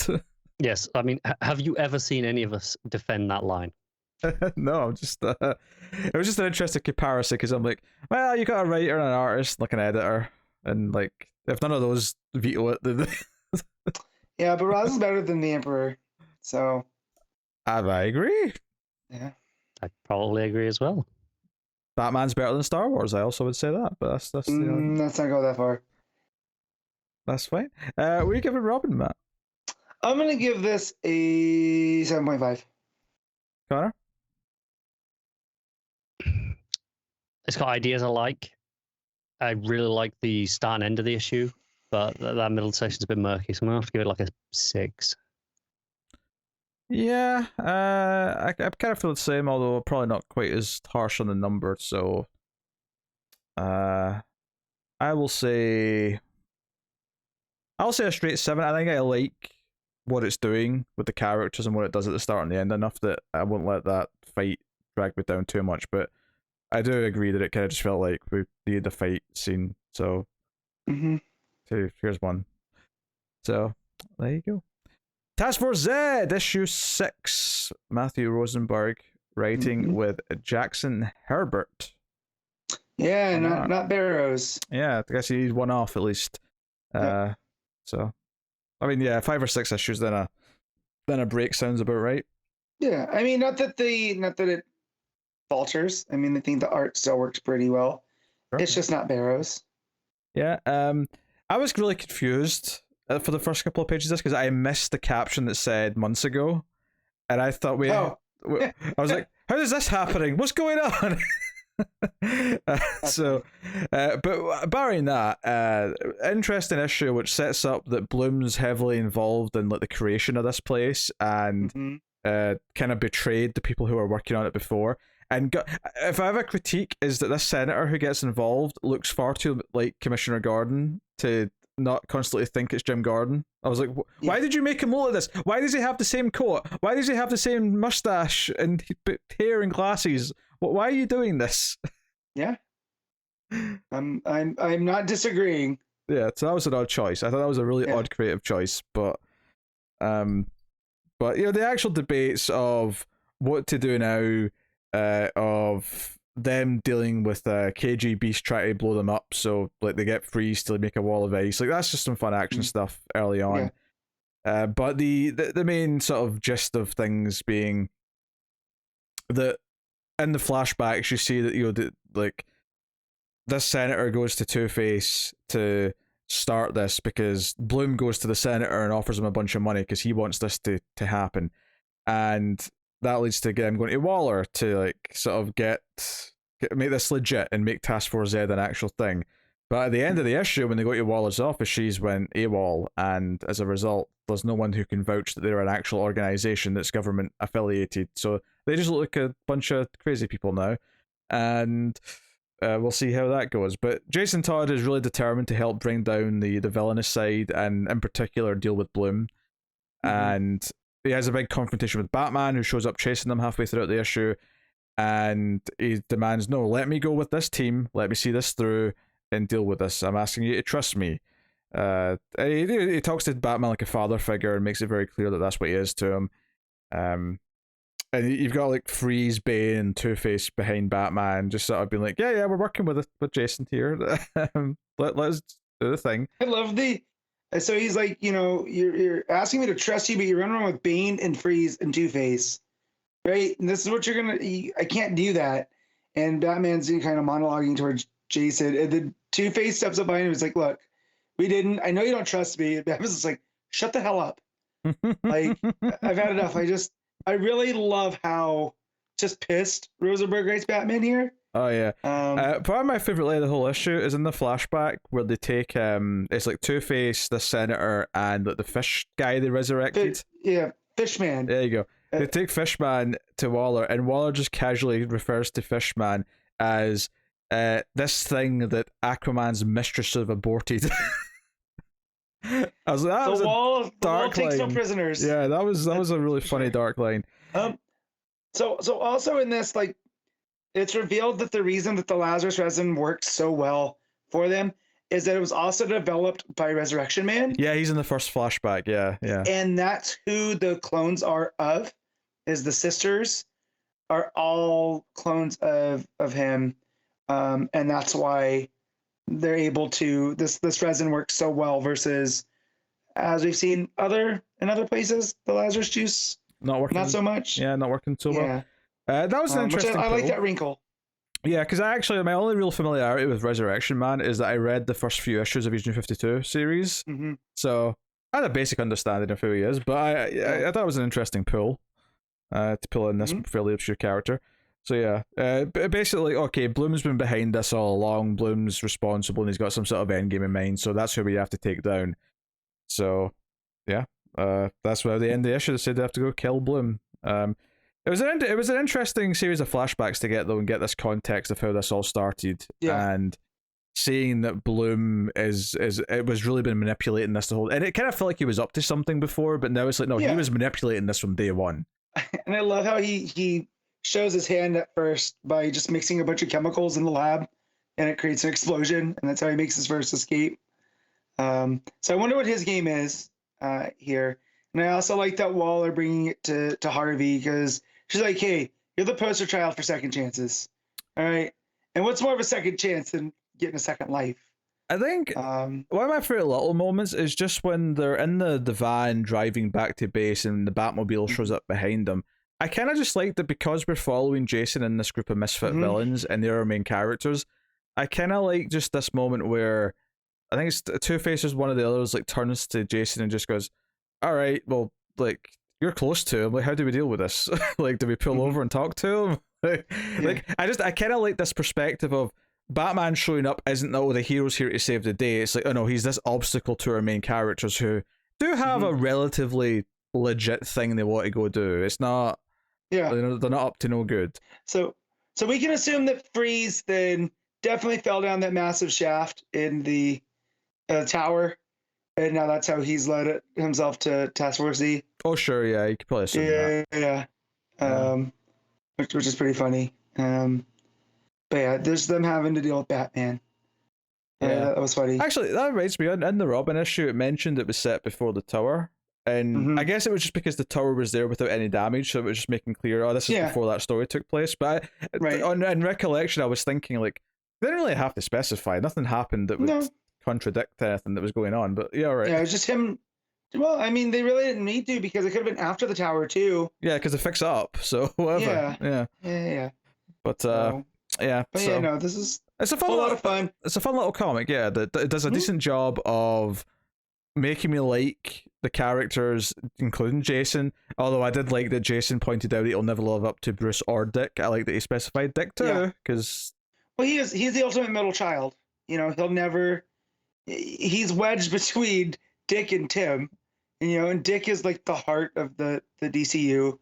Tim's more like Bruce than anybody. And that leaves Jason as the literal red-hooded stepchild. So, red-hooded stepchild, very nice. That was pretty good, actually. Very nice. Thank you. Yes. And then Damien's the demon spawn. Yeah, literally. it's in his name. Ironically, Damien is the foster child. Yeah. So he's the one with the troubled background. Despite he should do some good.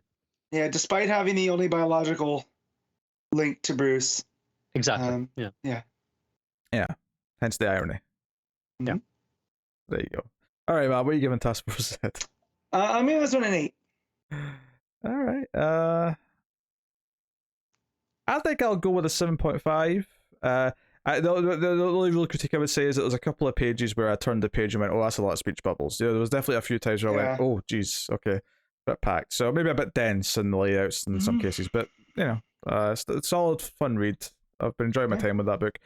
Deathstroke Inc. issue 7. Matt's the only one who's been, It hurts to know that we have to read this next month. It has taken 7 issues for this to finally figure out what it's about. Oh, okay. Tell us, what's it about? Is it about something good? Yeah. So no, I did enjoy this issue. Art by Steven Segovia, which I believe did some of the Deathstroke stuff with Priest. I don't know. I don't know. Either way, so Segovia is someone that I always associate with DC. So this felt like very familiar. It was definitely on it was pretty much constantly showing up in books early in Rebirth, for sure. Yeah, I remember seeing his name a lot. I think he was doing Green Lantern issues, maybe.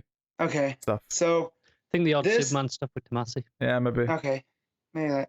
So this gives you the origin of Respawn. So of course Slade catches Rose and Respawn coming in, and at first Slade thinks that it's Damien, and he's like, "You got a lot of nerve wearing those colors." He's like, "And the last time you showed up here, I owe you a beating," because they're referencing when they thought that somehow it got leaked. I can't remember exactly in Priest Run that Damien might actually be Slade's son and not Bruce's son. That was in the Deathstroke versus Batman. Yeah, and that's where I fell off because it was getting so hard to keep everything straight. So. And Rose is like, "No, you don't understand. It's not Damien." And he pulls off the hood, and it looks like Damien, but mixed with Slade. And Slade's like, "Okay, this is what's going on." And turns out Respawn is a clone of Slade and the Al Ghul bloodline. Which did leak, and we all read the leak. Right, which was just that it was a clone of Slade, right?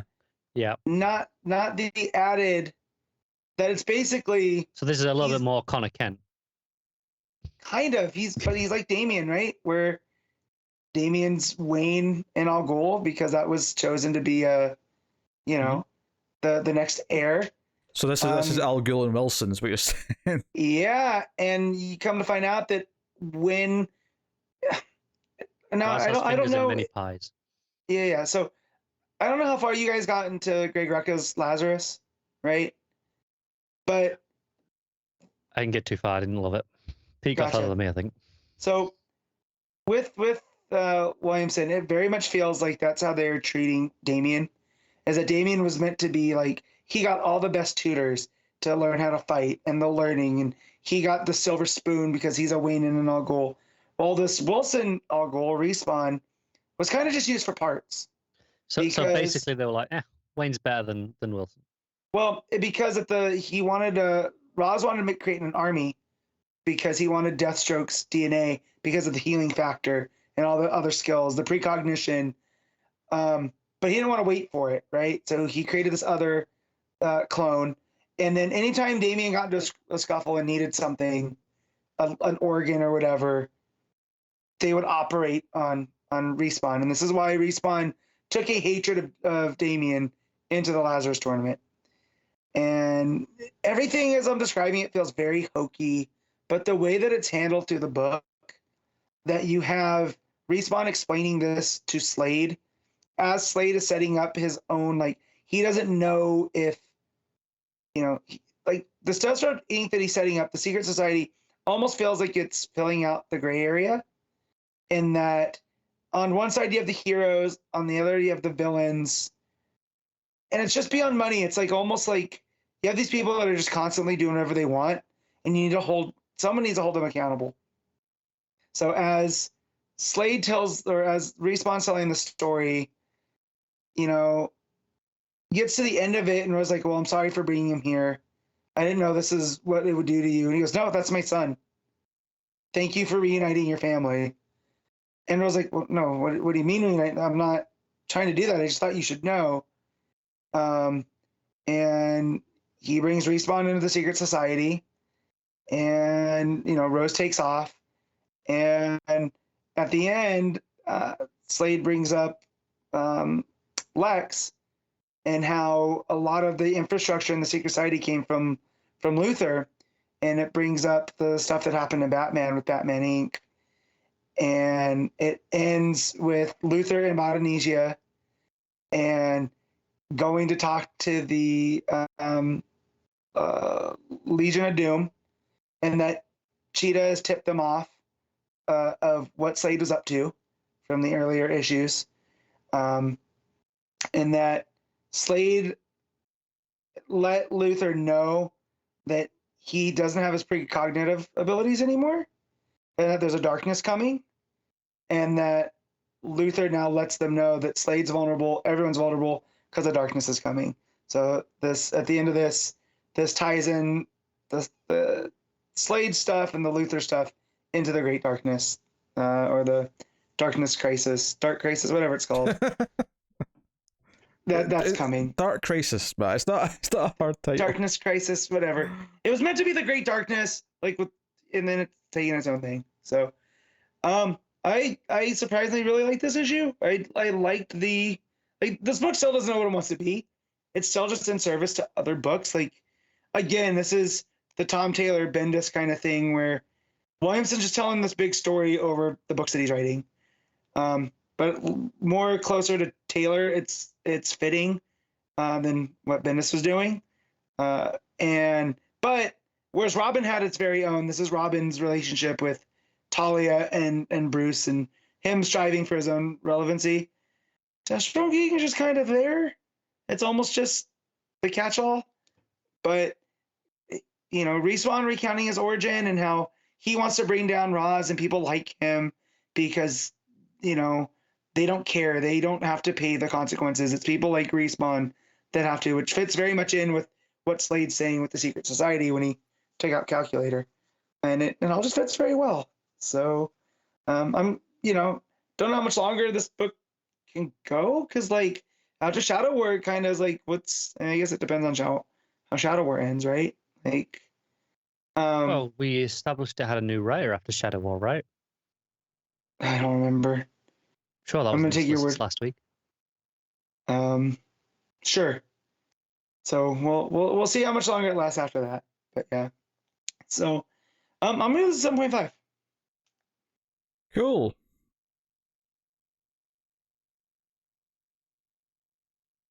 Forgive me. I was a little bit distracted there for a second. You're fine. 7.5. Not paying attention to Matt. That's fine. I'm I'm getting ready to put it on hockey, so I was wondering if you were watching or not. I'll be honest. I'm going to. Hey, Martinez is back. I saw. So That's not an invitation to talk about hockey. It's not. It's too late. It's already started. No, it's not happening. Stop it. I am actually just checking if there is a new team on Deathstroke because it's bugging me. There is. Ed Brisson is taking over after Shadow War. that's right. What the hell's the game at? And it's doing. That's the one that's doing Deathstroke Year 1 afterwards. Oh, okay. So it really doesn't matter. Okay. Interesting. It's Deathstroke Year 1. Like, so it can just go back and tell Deathstroke's origin. It's not like it ties into anything after Shadow War. You know? Yeah. So we'll see. Yeah.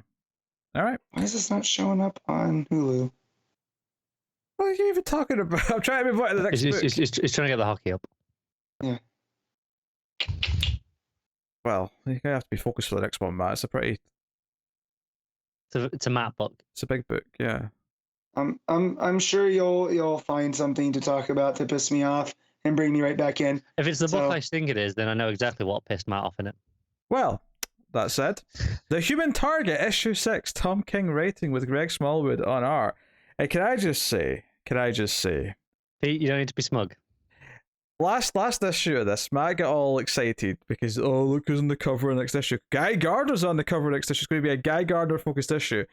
I don't think that I have giggled to myself as much that when I got to the page of this issue in which Guy Gardner dies like a little bitch. It's so funny. I'm going to disagree with that. Because it took everything. I'm not reading this book, but just seeing DC Twitter, like, even without spoilers, they were just like, the Guy Gardner stands were out in force. I was like, I wonder what happened to Human Target this week. Look, so I want to. Oh, God damn it. And the time it took me to pull this game up, the Blackhawks scored. God damn it. Stop talking about hockey. Yeah. Anyway. So, like, look, I love Guy Gardner. We know this. He's one of my favorite comic characters. I think people need to chill out in calling for Tom King's head in this, because this is very much a JLI influenced Guy Gardner, where I mean, when he was a dickhead. He isn't the Guy Gardner that has grown, right, over the course of the last 20 years. You know, he's very much that guy that got knocked out in One Punch by Batman. The Guy Gardner that was the butt of all the jokes. And his appearance here doesn't take anything away from that. There's some stuff that King hints at with him that I don't like, but you're not supposed to, you know? But yeah, I kept seeing the reactions to this because I don't read this. I read this in physical, so I had to wait till I got it on Wednesday. And I was like, how bad could it be? Like, did he burn down an orphanage with babies inside? You know? And I suspect, honestly, a lot of people complaining on Twitter don't read the book and don't realize it's essentially an Elseworlds, right? It's out of continuity. Yeah, it's not continuity. Right. But, you know, if the story is good enough, none of that matters. Like, again, I love Guy Gardner. My love of Guy Gardner does not take any hits in this issue. Yeah. Because you're kind of rooting for what happened. Yeah. Right. Like, if this was continuity, it would be different, right? You'd care more that Guy Gardner just got killed.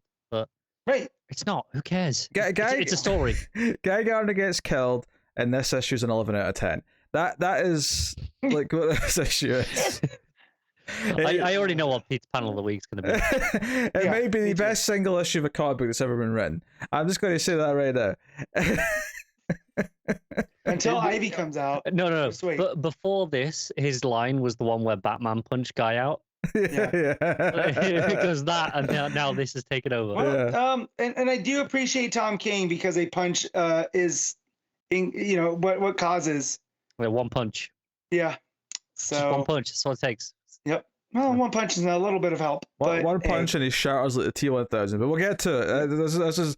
this book's important enough that we need to talk about all the scenes. Yeah. So it starts off, and Ace is pissed because Chance wants to investigate fire, and is really mad at him for it.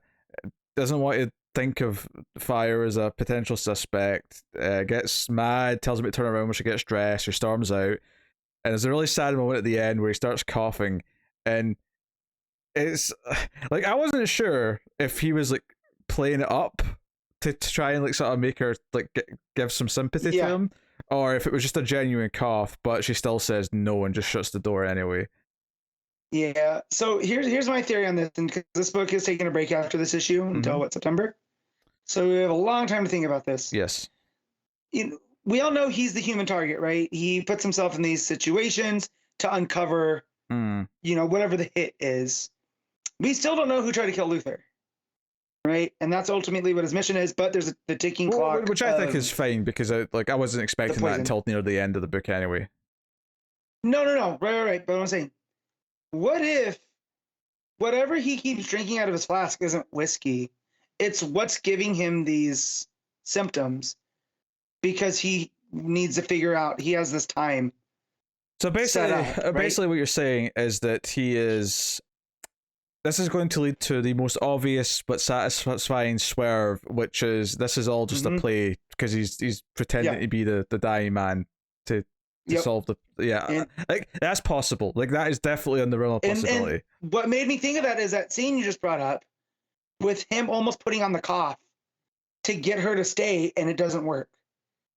And I'm like, okay, is this his play here? And I could be totally off, and it'll still be fine. I think the fact that he was coughing, but it put it in there. The fact that he was coughing then in scenes where she wasn't there, it made me think that he wasn't putting it on. Now, that doesn't necessarily say that he's not giving himself symptoms, but I don't think the cough is like an act itself. No. I think whatever he's drinking is giving him the poison symptoms, and there's a great moment of hesitation here, though. Like we see when she like turns around, looks up and coughing, and then it goes into the close up of the eye where you see the bubble say no. I thought that was a really well paced, bit of work.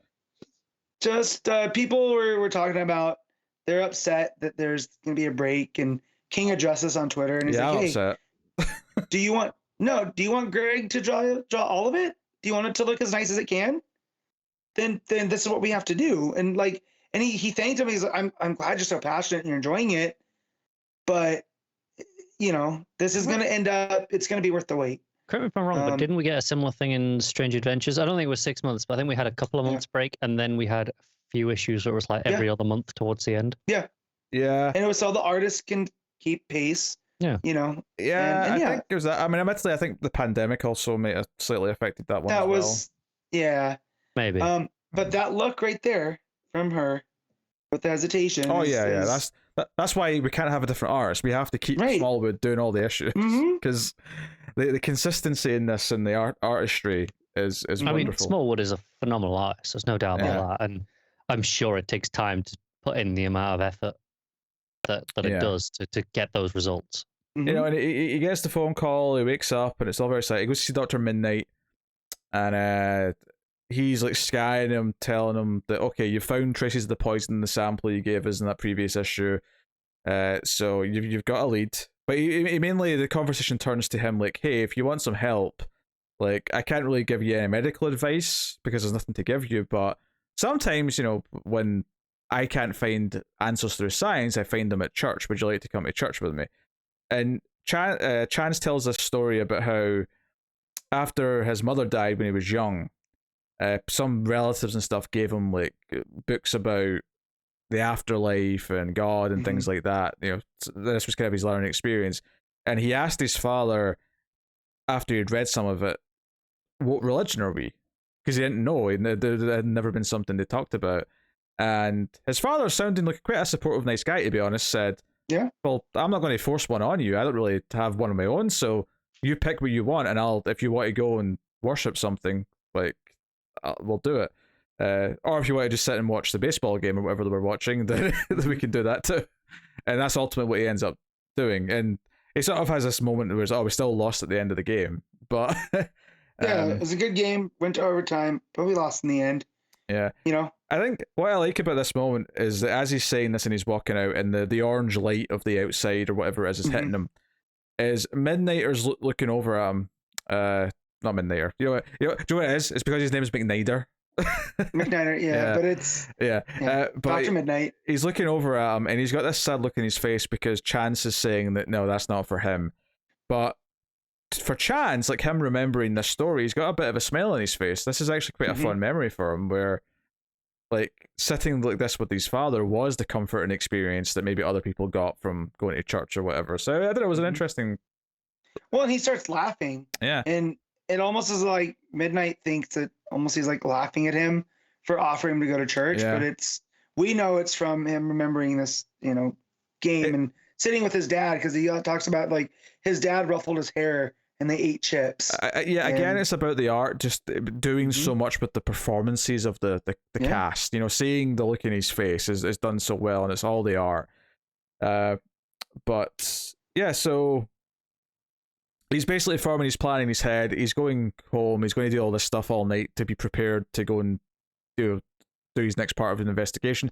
But Ace is there, and they kiss, and we cut ahead to them lying there on the floor, and they've not spoken. They've just had sex, and eventually they start making small talk, and the conversation is like, "What's that noise?" And it's like apparently, she got so excited she froze all the pipes, so all the pipes are making noises as they're starting to heat up again, which is a really funny idea. And the water's not running, so it's like, we're going to have to order food. And that's when Guy Gardner hammers his way in. They're at her place, and Guy.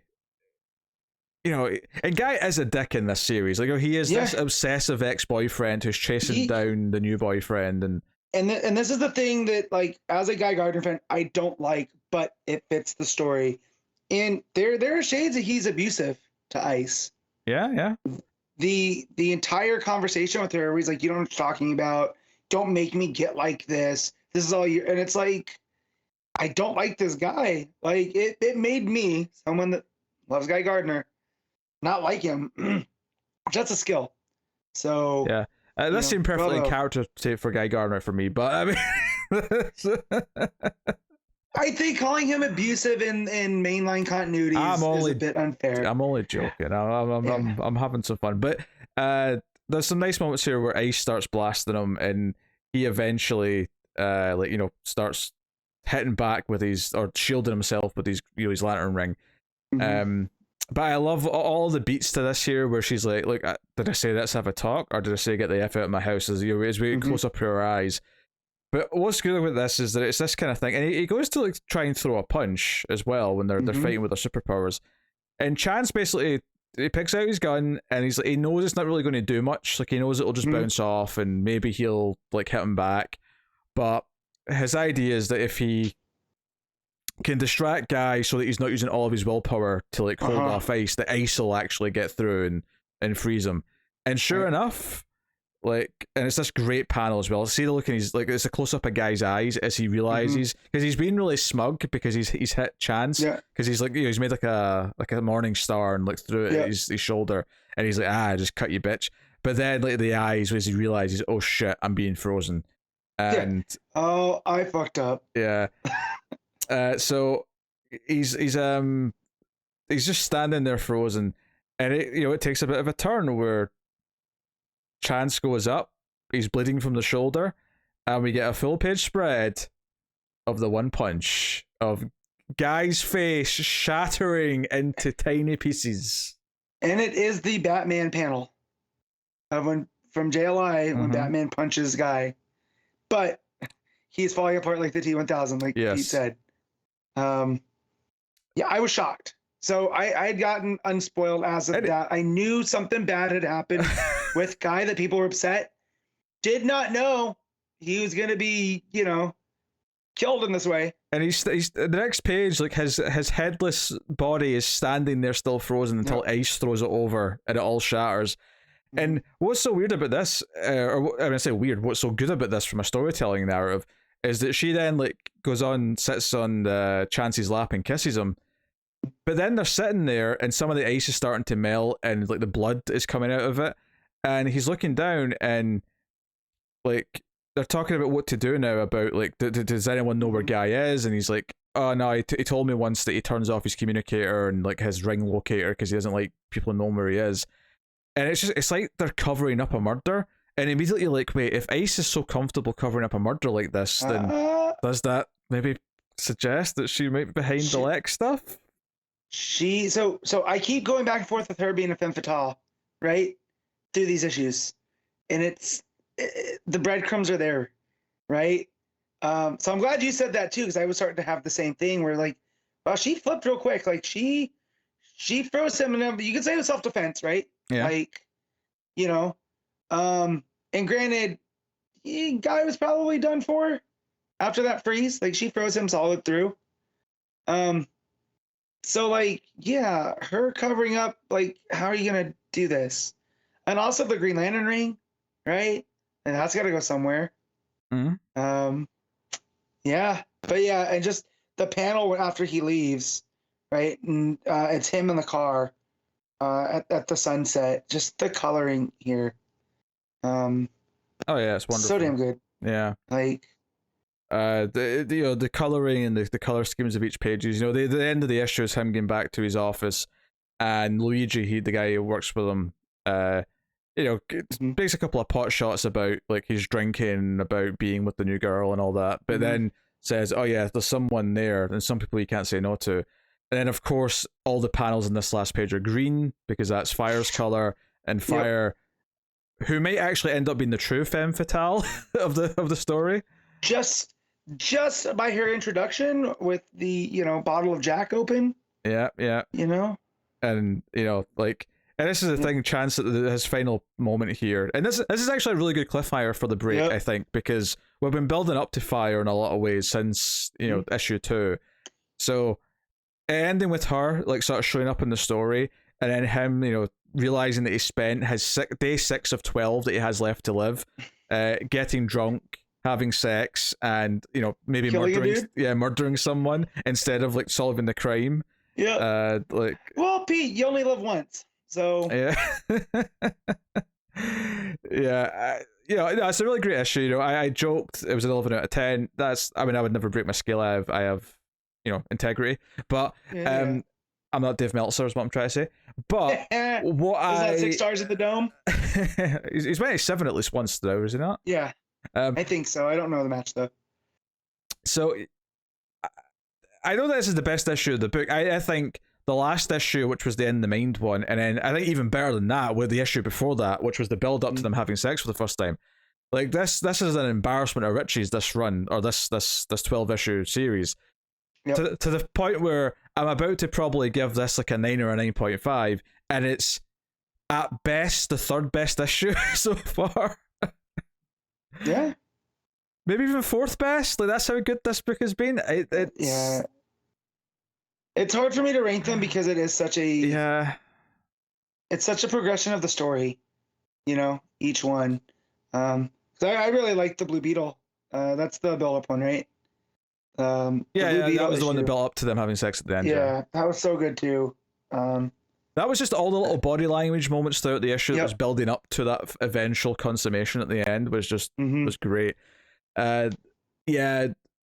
Wonderful stuff. And if you go back and check my tweet at Wibble89 on Twitter, the moment where I tweeted there's a damn fine page in this Human Target, damn fine. That tweet, I didn't finish the issue first. I tweeted that as soon as I got to that full page of him shattering.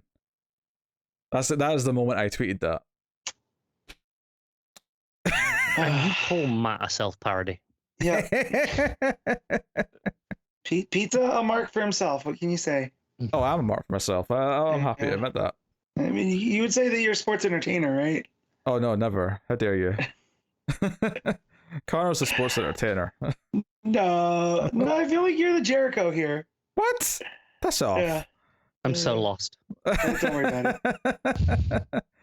I'll be honest, I checked out for like 3 or 4 seconds, and I came back and I'm like, I don't know what's going on. Connor's like, did I have a stroke? I don't understand. Connor's a jobber. That's all we need to know. True. Ham and egger, as the brain used to say. Yeah, so Human Target's fantastic. Still is fantastic, and I mean, and Guy being on the cover, it is the most notable thing that's happened. So I mean, that's how I have my cake and eat it too. So, you know. Yeah. What a wonderful issue. Not, I can joke about Guy being killed as like being hilarious, and it is kind of funny, but, literal shock. Yeah. I was not expecting that. Like, I was like, oh, she's gonna pull back, because he got hit, right? Like, just enough that it broke Guy's concentration, and we're gonna get another him, fake throwing, like when you do a dog. That's how you get Guy. That's how he got him to wreck the car and whatnot. And it's kind of no. And it's kind of the point of the story as well, where now our main character is at least part of something that has crossed the line, where there's now shades of grey and like his side of the story. There's an actual death of somebody now. Yeah. So, and how is that going to reverberate? And when you kill a member of the Justice League, what does that mean for you? And Ice now, for that matter. I mean, the one thing on his side is that he only has 6 days left to live, so it may not be enough time for the consequences to sneak up to him. But yeah, you'd see him taking the fall for Ice, and then her. She's dealt with her abusive boyfriend, but now lost this guy. So what was the cost? If she's actually in love with him, we don't know. So we'll see with the fire stuff. The romantic in me wants to believe, but I mean, this story could really go either way at this point. Well, it's just the fact she's so protective over ice or fire, and whatever. Well, there's a reason beyond their friendship. I wonder if the reason why she's so protective is because she knows she's the guilty one, so she doesn't want fire to go down for something she knows she didn't do. Right, and that's what I'm saying. Like, there's something beyond them just being best friends. And maybe like part of the attraction to Chance is guilt about the fact that she's inadvertently killing him without meaning to. Right. So yeah. I mean, and don't forget our introduction to her. She's not what she seems. Right. That she was this ice princess from Norway. But that wasn't the real story. And she's basically a metahuman from a broken family. So that also goes a long way with this. But yeah, man, Tom King in these 12-issue maxis is just, he's on a different level. You would say he's like Omega in the Dome. He's Omega in the Tokyo Dome. Yeah. Uh-huh. Yeah. The blank looking Connors. I'm so lost. But before we move on, we should, talk about the fact that it was definitively settled last week.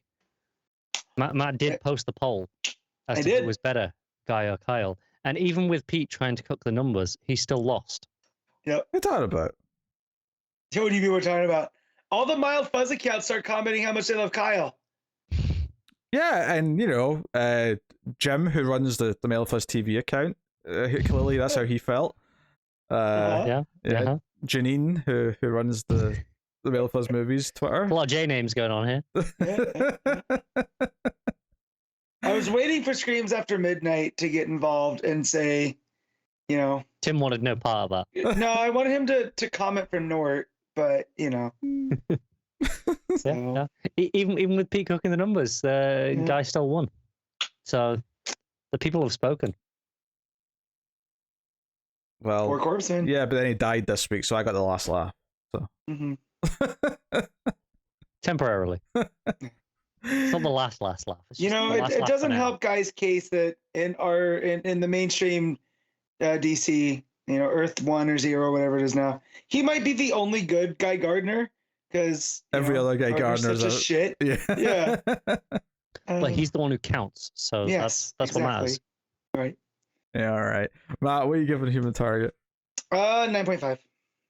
Yeah, I'll just go with a straight 9. I'll be a little reserved, but and it's only because like the bar was so high from the last couple that I just there's a scale here, and I have to whatever. But I'll go straight 9.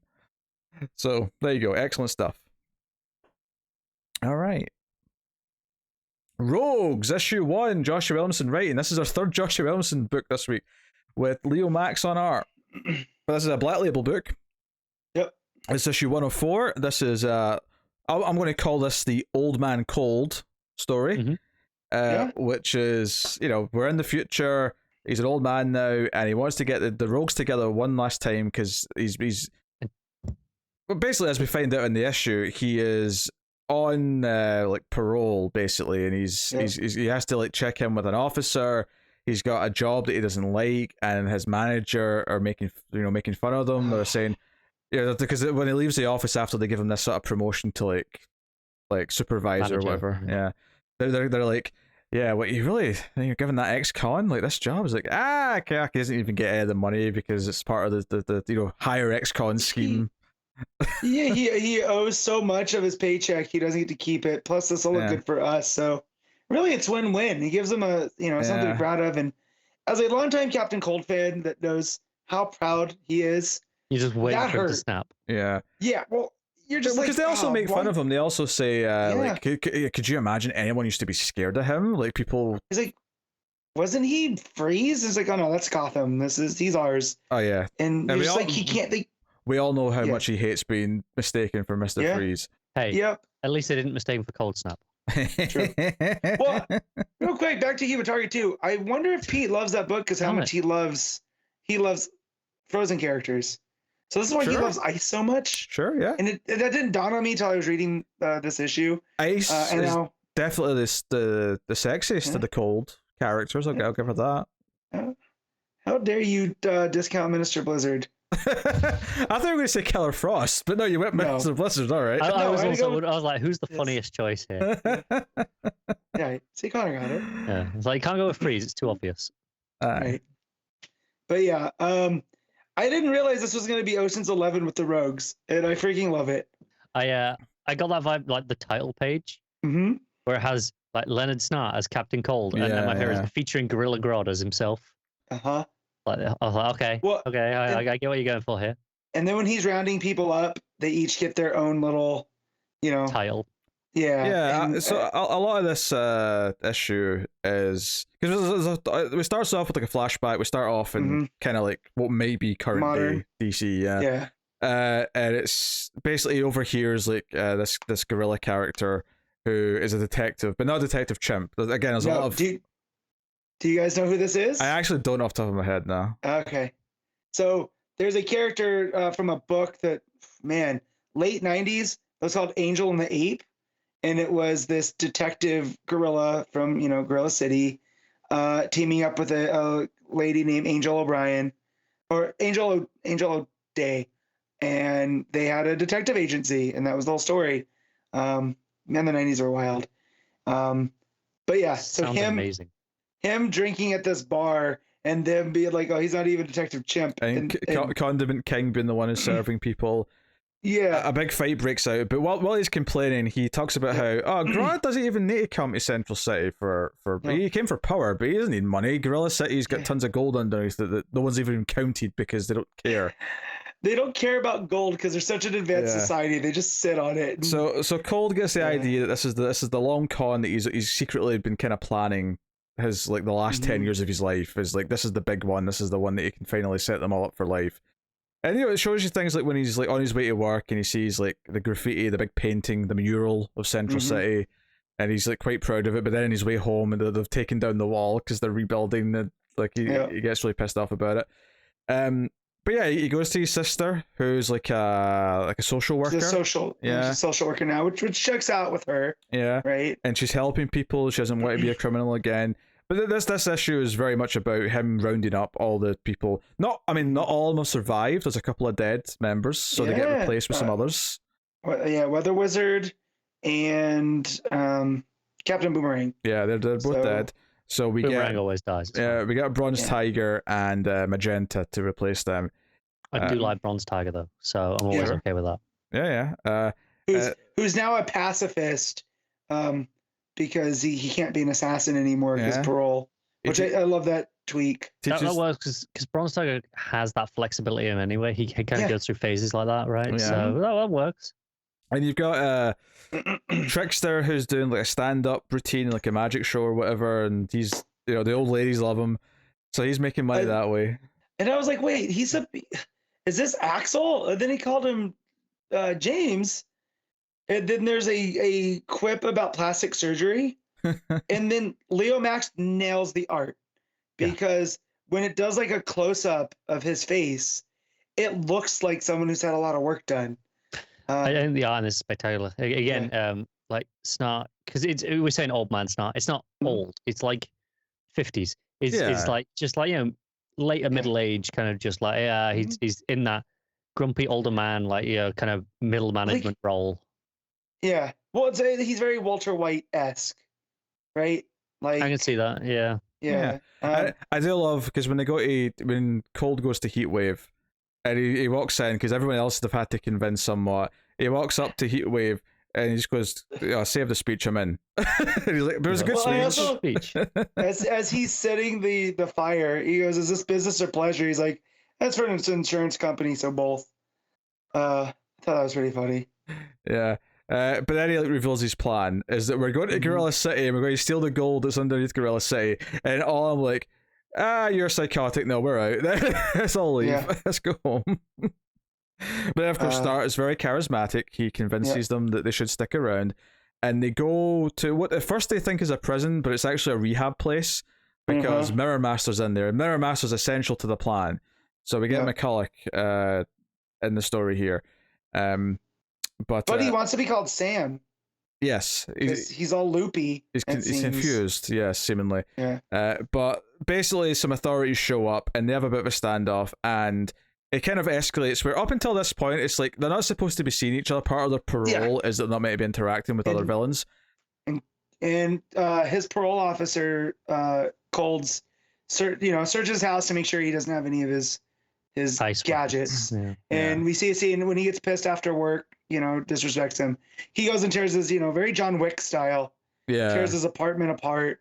And we see him building him. We can assume it's the gun, but this is the first time we see the freeze gun used. Very effectively. I love the colors of that scene because up to that point it's all been like really muted, kind of pale colors, yellows, and then it gets to that where it's the anger and it's all this reds, oranges. Really pops. But they didn't actually use the freeze gun though till this moment where he freezes all of the security forces in front of them, and everyone else has, metaphorically speaking, frozen. Like they don't know what to do. They don't actually try fighting them. They're basically just like scared that they're going to go back to prison. They don't want to be a part of this anymore.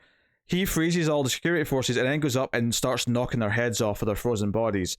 Which is funny enough, just to sync up with the Human Target a little bit this week. That was kind of a similar idea, but it's ensuring that there's no way back now. We've committed to this. Like we've just killed a bunch of cops effectively. We've just crossed this line. It doesn't matter if they all say no, this was Snart, and we just kind of he roped us into it. We didn't want to do this.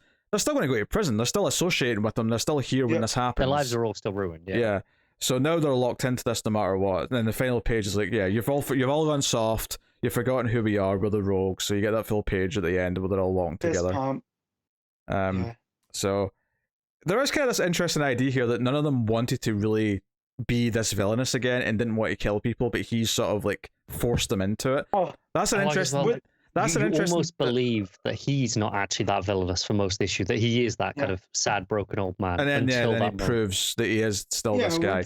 But I think this is an interesting dynamic to set up for the rest of the story. I think for the rest of it, we're going to sympathize more with all the other characters more than we do with him now.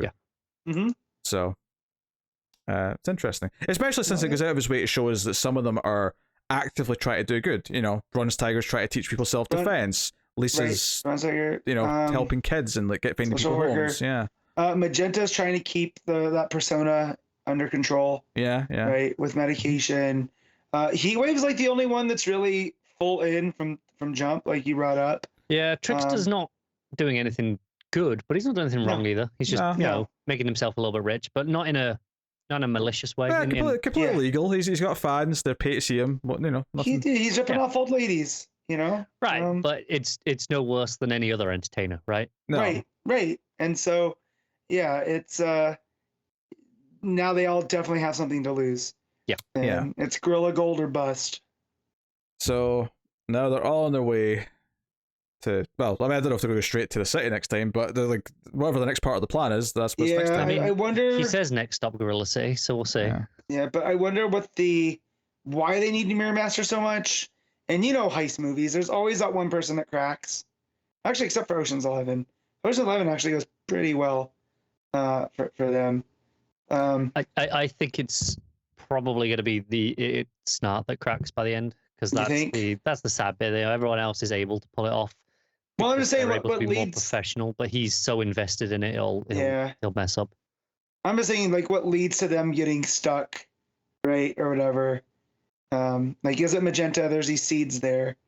No, I think those are all like red herrings. All these things Yeah. of like, oh, will they, won't Yeah. they?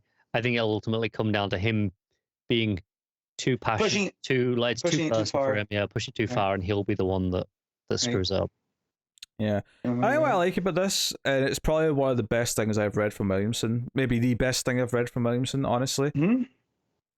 I mean, there's probably like some parts of the Flash that were up there with this. I think the Flash annual in that sort of time in the middle where Wally came back properly is maybe my favorite stuff before now. There was a little run there that was really good in the part of the run, but I think this though, the characterization of Cold feels so in line, and I like that he's making these wrong choices. He's going down a villainous path, but every motivation he has to go down this path and like all the things that trigger him all make sense and all fit a classic Captain Cold persona. It fits the Jeff Johns Captain Cold. It fits the Captain Cold we've had by and large for the last 30 years. Yeah, and I think that makes it really satisfying for this to make sense as well. That I've been struggling with a lot of the Williamson stuff lately, in that it's very big in scope and it's kind of messy. Mm-hmm. This is very restrained. It's like, no, this is one small group. They're pulling a heist.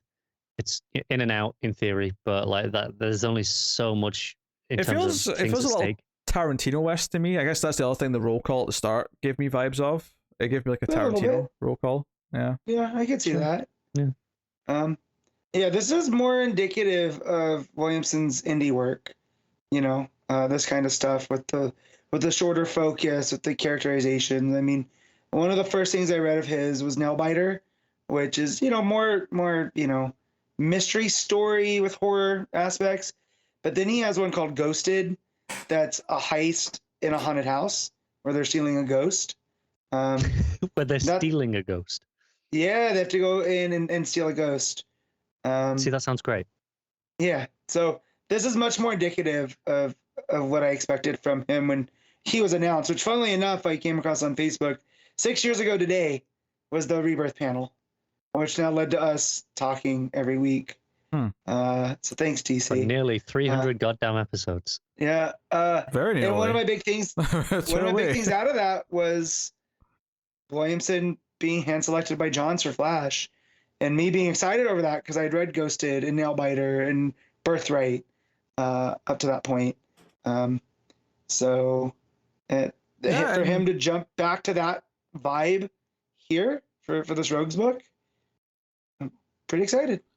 Yeah, and it went downhill, but he was one of the longest runs of that Rebirth announcement. Him and King were the two that got to around 100 issues in some way or form. He was the longest, right? Yeah. And he's still continuing threads of that through his his crises as it's going. There's definitely a direct line from the start of his Flash run all the way through to what he's doing still now with the Death of Justice League and Dark Crisis.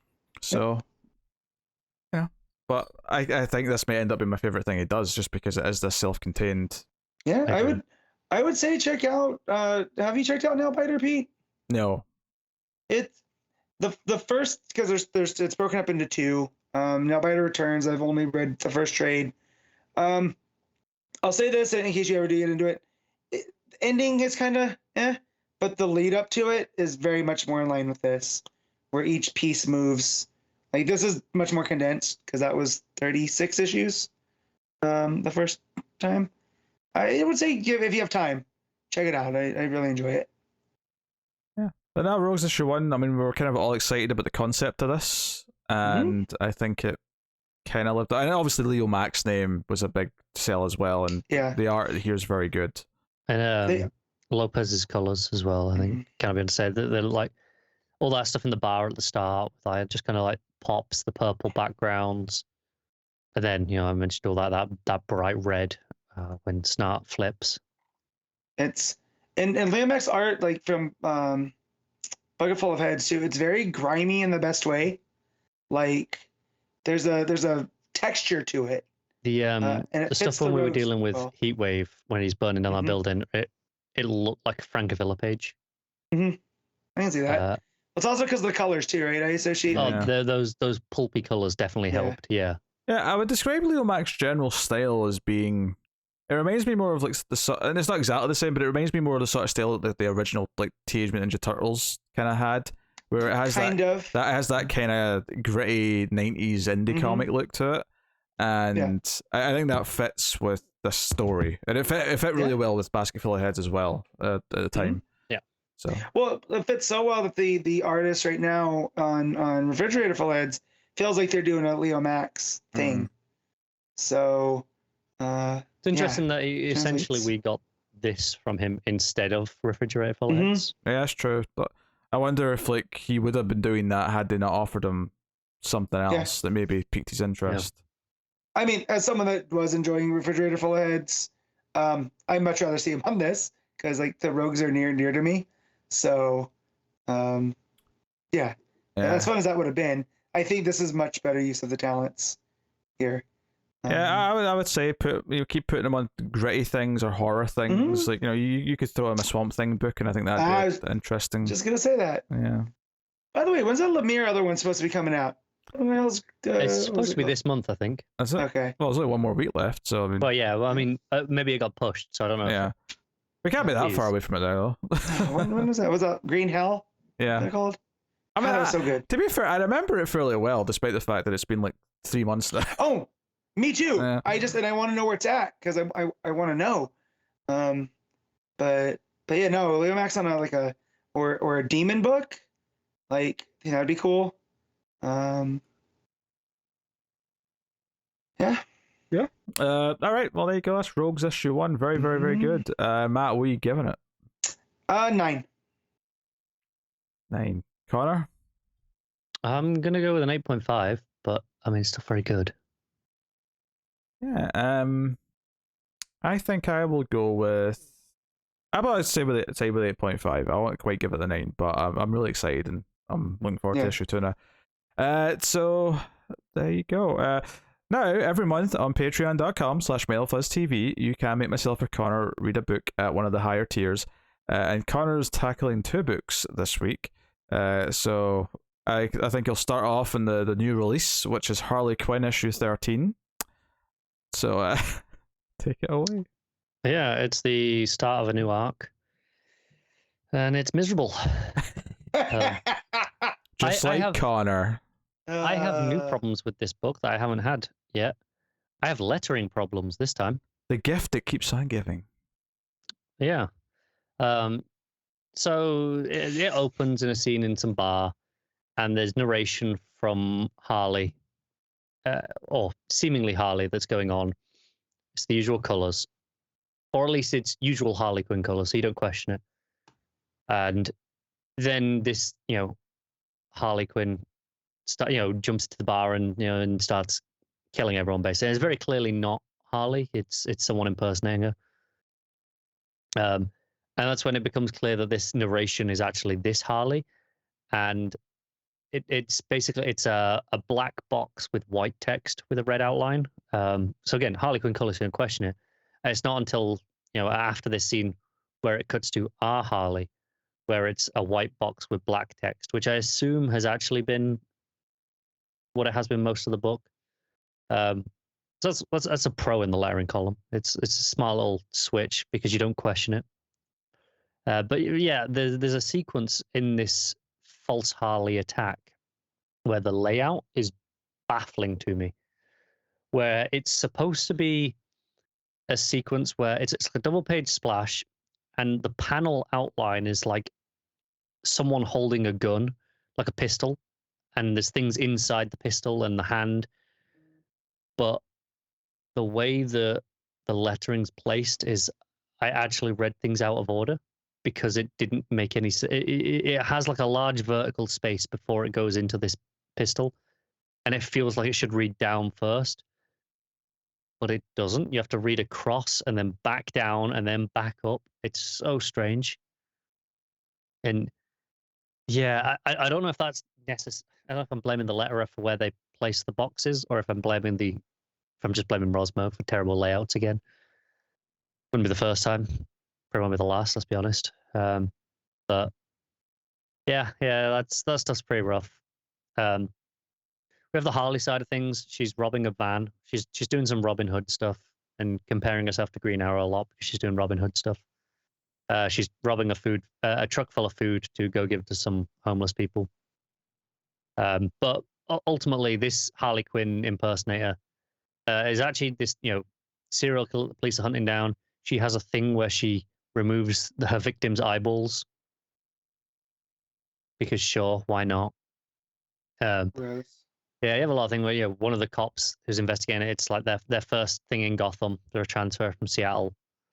They're struggling with the crime scenes, and they're like, oh, they see the CCTV and see it's Harley Quinn, and they're like, oh look, a Gotham welcome for you, and so they go arrest her at the end. Obviously, not realizing it's not her, and they throw her in Blackgate. So that's where the next issue is going to be her in Blackgate dealing with all the people she's pissed off in there, basically, which is fine. It just feels a little bit easy. It's a little bit like, yeah. We just want to get to that issue. It's very much a transition reissue. It feels like an issue that should be between arcs as opposed to part one of an arc. It doesn't have a real pop to the start of a story. It's more like, oh yeah, we're kind of setting some things up, and it feels like this stuff in Blackgate is what it actually wants to be doing for the arc. And maybe it won't. Maybe it'll just be a single issue. But that's what it feels like by the end of this, and it kind of leaves this issue feeling a bit lacking. And that's on top of the usual Rosmo problems of everyone looks terrible, just every person, every face. It makes me miserable to read it. I hope you're all happy. I know you two are, but I hope everyone else is. Yeah, it's like a 4. Conrad will now talk about Nocterra. Nocterra. Yeah, it's the Blacktop Bill special, which was the one shot that they released between arcs. So it's Dennis Cowan on art instead of Tony Daniel, although Tony Daniel is still credited as a storyteller with Snyder. How much influence he actually had, I don't know. Hardly mad at Dennis Cowan, though. Yeah, I'm rarely upset to see his art. So I'm okay with that. This is basically Blacktop Bill's backstory, maybe. It's a little bit kind of like one of those Joker-esque, like, oh, here's some different origins that we can tell, and it's some speculation, like, oh, I heard this and I heard that, and there's we heard, he was this normal family guy, but out in his shed, he had a secret door. Behind that secret door were all his tools because he was a hitman. And it's like, oh no, he wasn't just a hitman. He was a hitman who killed other hitmen. He was the hitman's boogeyman. And it kind of just gets worse and worse as it goes on. It's intercut a little bit with the not quite present day, but like in kind of the middle of the first arc stuff. Of him just being terrible. Like, them telling him at one point, he's driving around his truck. He's like, oh, hey, getting the survivors, that's the priority. And it's like, if you see anyone, you gotta make sure that you look after them or whatever. And as this is coming through on the radio, and he's like, yeah, will do. He's literally just gunning down random people at the side of the street who are asking for his help. And the tone's really strong, and the art is great. This stuff, we never see his face; it's always obscured in shadow. So his thing in the main book is, he's covered in that really dark, ultra dark suit, like the ultra black suit. He has a thing for asphalt in this. Apparently, that's his thing, because asphalt is made of dead things, and he likes crushed death. So asphalt. I don't know. It's very poetic. It's like, all this waxing lyrical stuff about it, and it's a little bit over the top, I'll be honest, but it works in context of these two guys telling this story to each other. But basically it boils down to, hey, his truck, though, that's his passion thing, and when he does passion projects, that's when he's not going to let it go. It's not just a job anymore. And he's like, hey, you better not hope that those kids are his passion projects. If that truck comes out, we're all just screwed. And and it basically ends with that final page is him, opening up a shed and getting his truck, and it being ominous and kind of. It doesn't actually say like to be continued or anything like that, or that he'll pop back up, but it's very clear like, okay, no, he's going to be an ever lingering presence. He's going to come back. This is personal for him now. He's going to be in the book at some point, and he's going to be a threat. Has me excited again for the main story. I think it's a really solid issue. I don't know how necessary it was. I think it was more just they kind of wanted to have an issue of Nocterra out, but it's not part of the main series because Tony Daniel's not art. But hey, let's do a one shot. Let's get it out. Partially, and a little bit cynical. It's because they can, because Snyder's name sells enough that hey, we can get some money out of this, right? Mm-hmm. But it's well told. The art's good. If it is a little bit generic in kind of the backstory of what it is, but yeah, it's a nice kind of re-entry into the world of Nocterra after a few months off, and I am looking forward to continuing it next month back into the main book. I'm looking forward to that more than I was this. And I'm really intrigued to see what it does with the second arc now that we kind of established the world. It's usually the telling point of a good indie book is the second arc, I think, because the first arc they've got the idea, they sell you on it, and it's like, okay, now what do you do after that? So I'm really intrigued to see what that is going to be. But as for this issue, it's a real solid 7. Yeah, I'm not mad about reading this at all. All right, cool. That'll take us out of the part of the show where we pick our favorite stuff of the week, favorite panel / moment, favorite cover, favorite art, and top 5 books of the week. So we'll start off with panel / moment. Matt, would you care to share? Yeah. There's some in action that I like that last one with Superman, all barbarianified. But I'm gonna go from Human Target, because that book is fantastic. And it's the page where he says, "I think I'm falling in love with you," and he apologizes. Just what it does with the negative space and how they're processing what just happened. Like, it's really good. And also, I don't want to have to rethink Kai, at all. So, we just get past that. We're good. Car? I'm going to go from Rogues. I'm going to go with the point where Snart knocks the guy's head off, and it becomes clear as to, oh, that's what we're doing. That's what he is. Okay, yeah. Big moment. What shall I pick? Mm-hmm. I mean, what's your phone background right now? So choices. Yeah.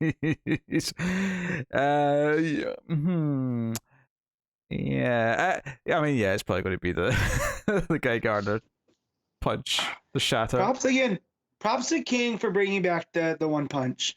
It was too good. It was. I mean, obviously, at a personal level, it was quite funny, but it was a really well drawn page, and I think what really makes it work though is the crescendo of everything that builds to it, and all the close ups of the eyes and the realization of what's happening. And more importantly, you're a self parody. Yeah. Moving on to cover of the week. I will say before I actually say what my cover of the week is, I've generally liked all of the main covers to the tower, and this final one is the one that I don't like that much. No, it's weird. Yeah, so I like to throw that out there. I don't think it's a amazing week for covers. I'll be honest. I think there's 2 that I really like, and there's one that's like, yeah, it's all right. Well, I'm going to say my second favorite's probably the main cover for Rogues. Cole with the freeze gun. Or sorry, what do they call it? The zero. Yeah, it's Sub-Zero. Absolute Zero. Yeah, Absolute Zero. That's what it was. Absolute Zero. That's what he is. Captain Cold. My pick is probably going to be the Fornes variant for Human Target. I really like that. Okay. It was kind of old paperback kind of thing going on, and yeah, I'm into it. Yeah. So that's my pick. And if you want a Behermo cover, there's one for Detective of Batman. It's not the best of his covers. I mean, even the ones that he's just on this run of Detective, I think he's had better. Yeah, that's fair. Probably worth mentioning just for people who like his art. Cara, what are you picking?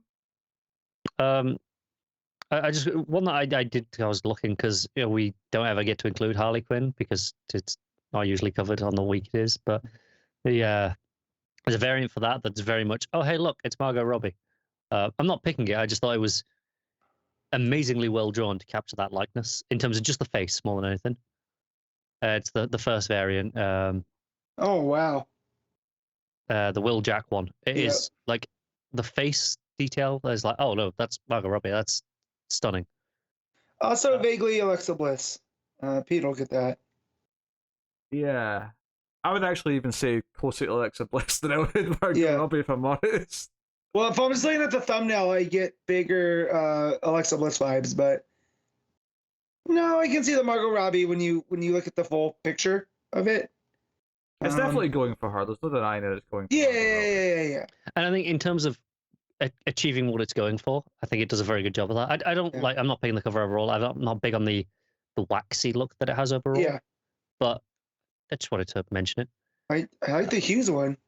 Hughes one looks. That's pretty nice. good. Yeah. That goes up there with the Catwoman. Now we just need an Ivy with the framing. But ultimately, the only two covers it really comes down to for me are the Rogues cover, the main cover, and the main Action Comics cover. The broken chains of the S. Mm-hmm. I think that's real nice. I am going to edge it to the Rogues cover, but those two are the only ones that really come close. All right, Matt. So there's a Rogues variant that is just basically the cover of Action Comics 1, but with Cold as the freaking out guy and Gorilla Grodd as Superman. And that one's great, but the Action Comics cover, the actual Action Comics cover with the S. I was hoping Connor wasn't going to bring it up so I could, put the spotlight on it. Isn't it? It is real good. Yeah. With the S and the sword and very, very good. Yeah, all right, cool. Art of the week. Connor, you can kick us off on this one. Well, I didn't read Human Target, so it's Rogues. I mean, here's the thing. Leomacs. You have to decide between them. Yeah. I don't. I have an easy choice. Leomacs on Rogues is fantastic, but it's still Smallwood. That's fair. That's the choice. Matt? Yeah, it's Smallwood, and it's not close. I will say I did like Segovia on Deathstroke Inc., but not not even more than Leomacs. I just wanted to put that out there. Yeah. But yeah. Oh, that's notable. I think Leomacs, there's a gap between Leomacs and then everyone else by a considerable margin. So, which is why, for me, it was an easy choice, right? Yeah. And I'm not saying it wasn't for you, because Smallwood is that good, right? But I don't have to think about any of the other books. I do kind of like the weeks that Human Target comes out. I don't have to think about what the art's going to be, because it always... It's going to be... It'd have to be like a Gary Frank something, I think. And even then... If we got an issue, let's say an issue of King's Doctor Strange came out the same. Oh, I know it's not. I know it's not still coming out. I'm saying. Do you mean Strange Adventures? Sorry, Strange Adventures. Thank you. Right. Okay. Strange Adventures came out along with the Doomsday Clock, along with what other books have we been head over heels in love with art wise? I don't know, but it'd have to be 4 or 5 of the big hitters and be like, oh shit, how do we pick? Yeah. Smallwood is that good. So. Cool. All right, Matt, top 5 books, go. Number 1, Human Target. Number 2, Rogues. Number 3, Action Comics. Number 4, Task Force Z. And number 5, Robin. Cool. Yeah. Connor? Rogues, then Action, and then Tech probably pulls above Robin because of the backup being that good, and then Robin. All right, and then Harley. I mean, I guess, but we don't count Patreon books. It's fine. But it's still a new release, so you No, but it's a Patreon book. You could count it though. You could count it. So my list is mostly pretty similar to Matt's. Starting off, number 1 is Human Target. Number 2 is Rogues. Number 3 is Action. But I would say number 4 is Detective, and then number 5 is Task Force Z. I'd say I put Task Force Z above Robin this week. So there you go. Just before we go on to what's next week, I was looking ahead because Matt mentioned the Swamp Thing Green Hell book. I was like, oh, when's that actually been delayed to? Because it isn't next week. May 17th it's currently scheduled for issue 2. I will literally be a year older by the time we get to that. The first issue came out December 28th. I mean, Good Lord. I mean, and I can tell you now, issue 3 is not coming out when they claim it is, because right now, allegedly, that's coming out May 31st. it would be a shocking 1-2 punch if they did. But yes, it would. Yeah. I agree that it's definitely not hitting that date. All right, what is coming out next week though is the real question. So here's what's coming from DC next week. We have DC versus Vampires issue 6. We have Batman One Dark Knight issue 2. I'm looking forward to that. It's been a while since issue 1 of that. Mm-hmm. That's another spread out Black Label mini. Yep. For those who don't remember that, that's the one where all the power goes out and Batman has to transport a prisoner to and it's Jock. Yeah, when was the first issue of that? That was December 21st. That was the week before the Swamp Thing. So this is quarterly then. I get that. Yeah, that can work. So yeah, we got Batman One Dark Knight issue 2. We got the Swamp Thing issue 11. That is back. So that's nice and exciting. Batman Beyond the White Knight issue 1. So that's kicking off next week. We have Shadow War Alpha issue 1. So that's starting off the crossover. So we'll be checking that out, seeing how it is for sure. Warfare 3 issue 2. Aquaman issue 2. Sensational Wonder Woman Special issue 1. Batman FaZe Clan issue 1. I'm disgusted because I'm assuming this is some sort of Twitch. FaZe Clan are a gaming group. Esports? Yeah. Stephanie McMahon was just named to their board. I kid you not. Really? They've been going a long time. They were big back in like Call of Duty 4 days, if I remember right. All right, and then DC Connect 23, which is not really a comic, but it's there, so I'll mention it's the previews, isn't it? So yeah, not a huge week. No, I've only got 4 books, but I mean Me too. They're relatively exciting books though. I do have a Patreon book to do next week though, so that's fine. And I'm not here next week. Good week for it. I'm working. What I did do though, at the start of this show, was book off the week after, so I'm here for 300. Smart. Because I was like that. Yeah. He's taking a holiday day, so he makes the 300th episode. I don't pay. They'll just arrange my days around that week. But I can't do it every week because obviously other people want Saturdays off as well, so you can't abuse it. Yeah. Otherwise, they'll just decline them. But like you can do one every so often. But episode 300, I'm not missing that one. Yeah.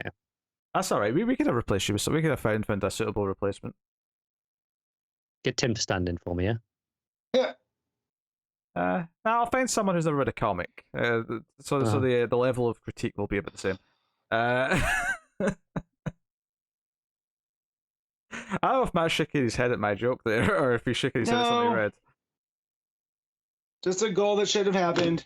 Queuing is stupid hockey.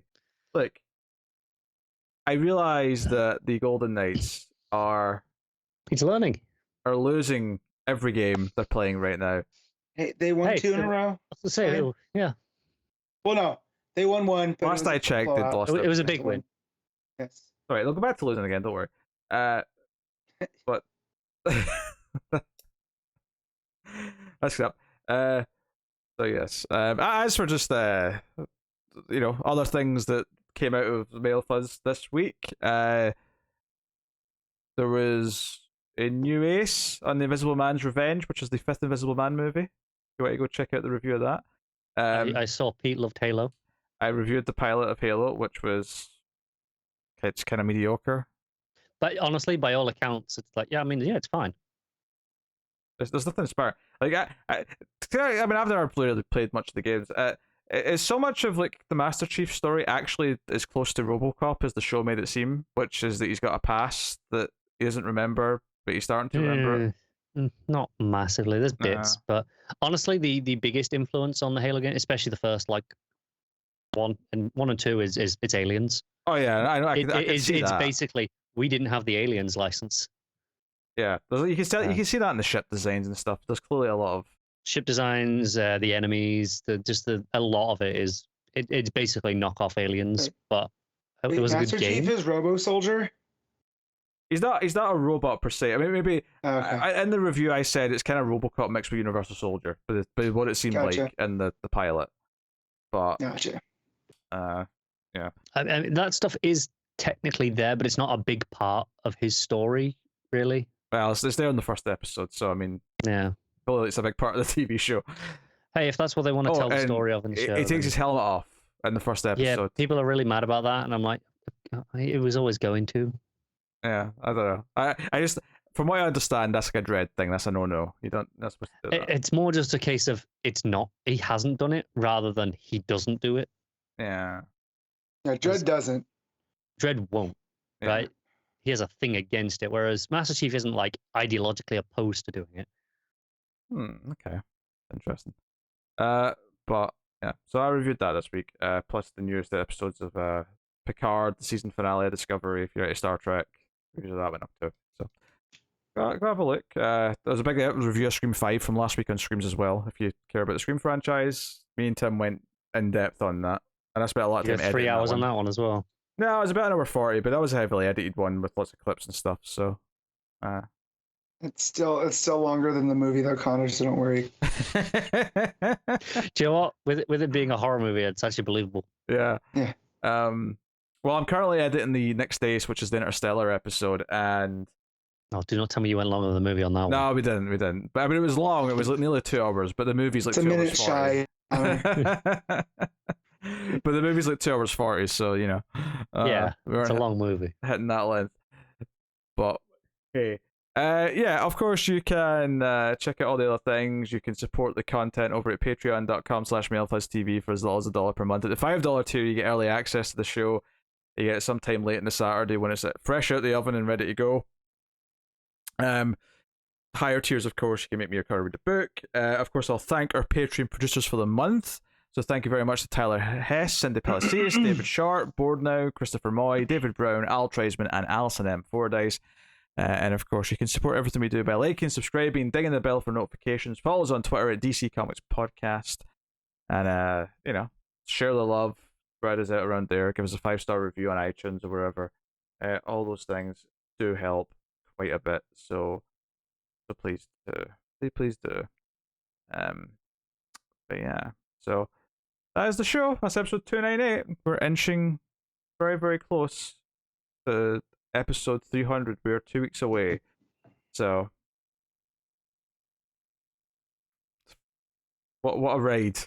What a ride. Yeah. And we will show up and read whatever books are out that week. Pretty much. Just like every Yeah. other episode. I had to look up the night schedule to make sure there's no game that day. You're not I'll be honest. I just took a sneak peek ahead at what's out that week. Uh-huh. It's Mhm. not a lot. It's less than next week. Oh, interesting. Wow. In that case, So maybe come up with some ideas, Pete. I would say this though. I would say to the audience, maybe look out for. I might set up some sort of voting system to build like a, maybe like an audience voted top 10 list or something that we can look through the results of on the 300th episode.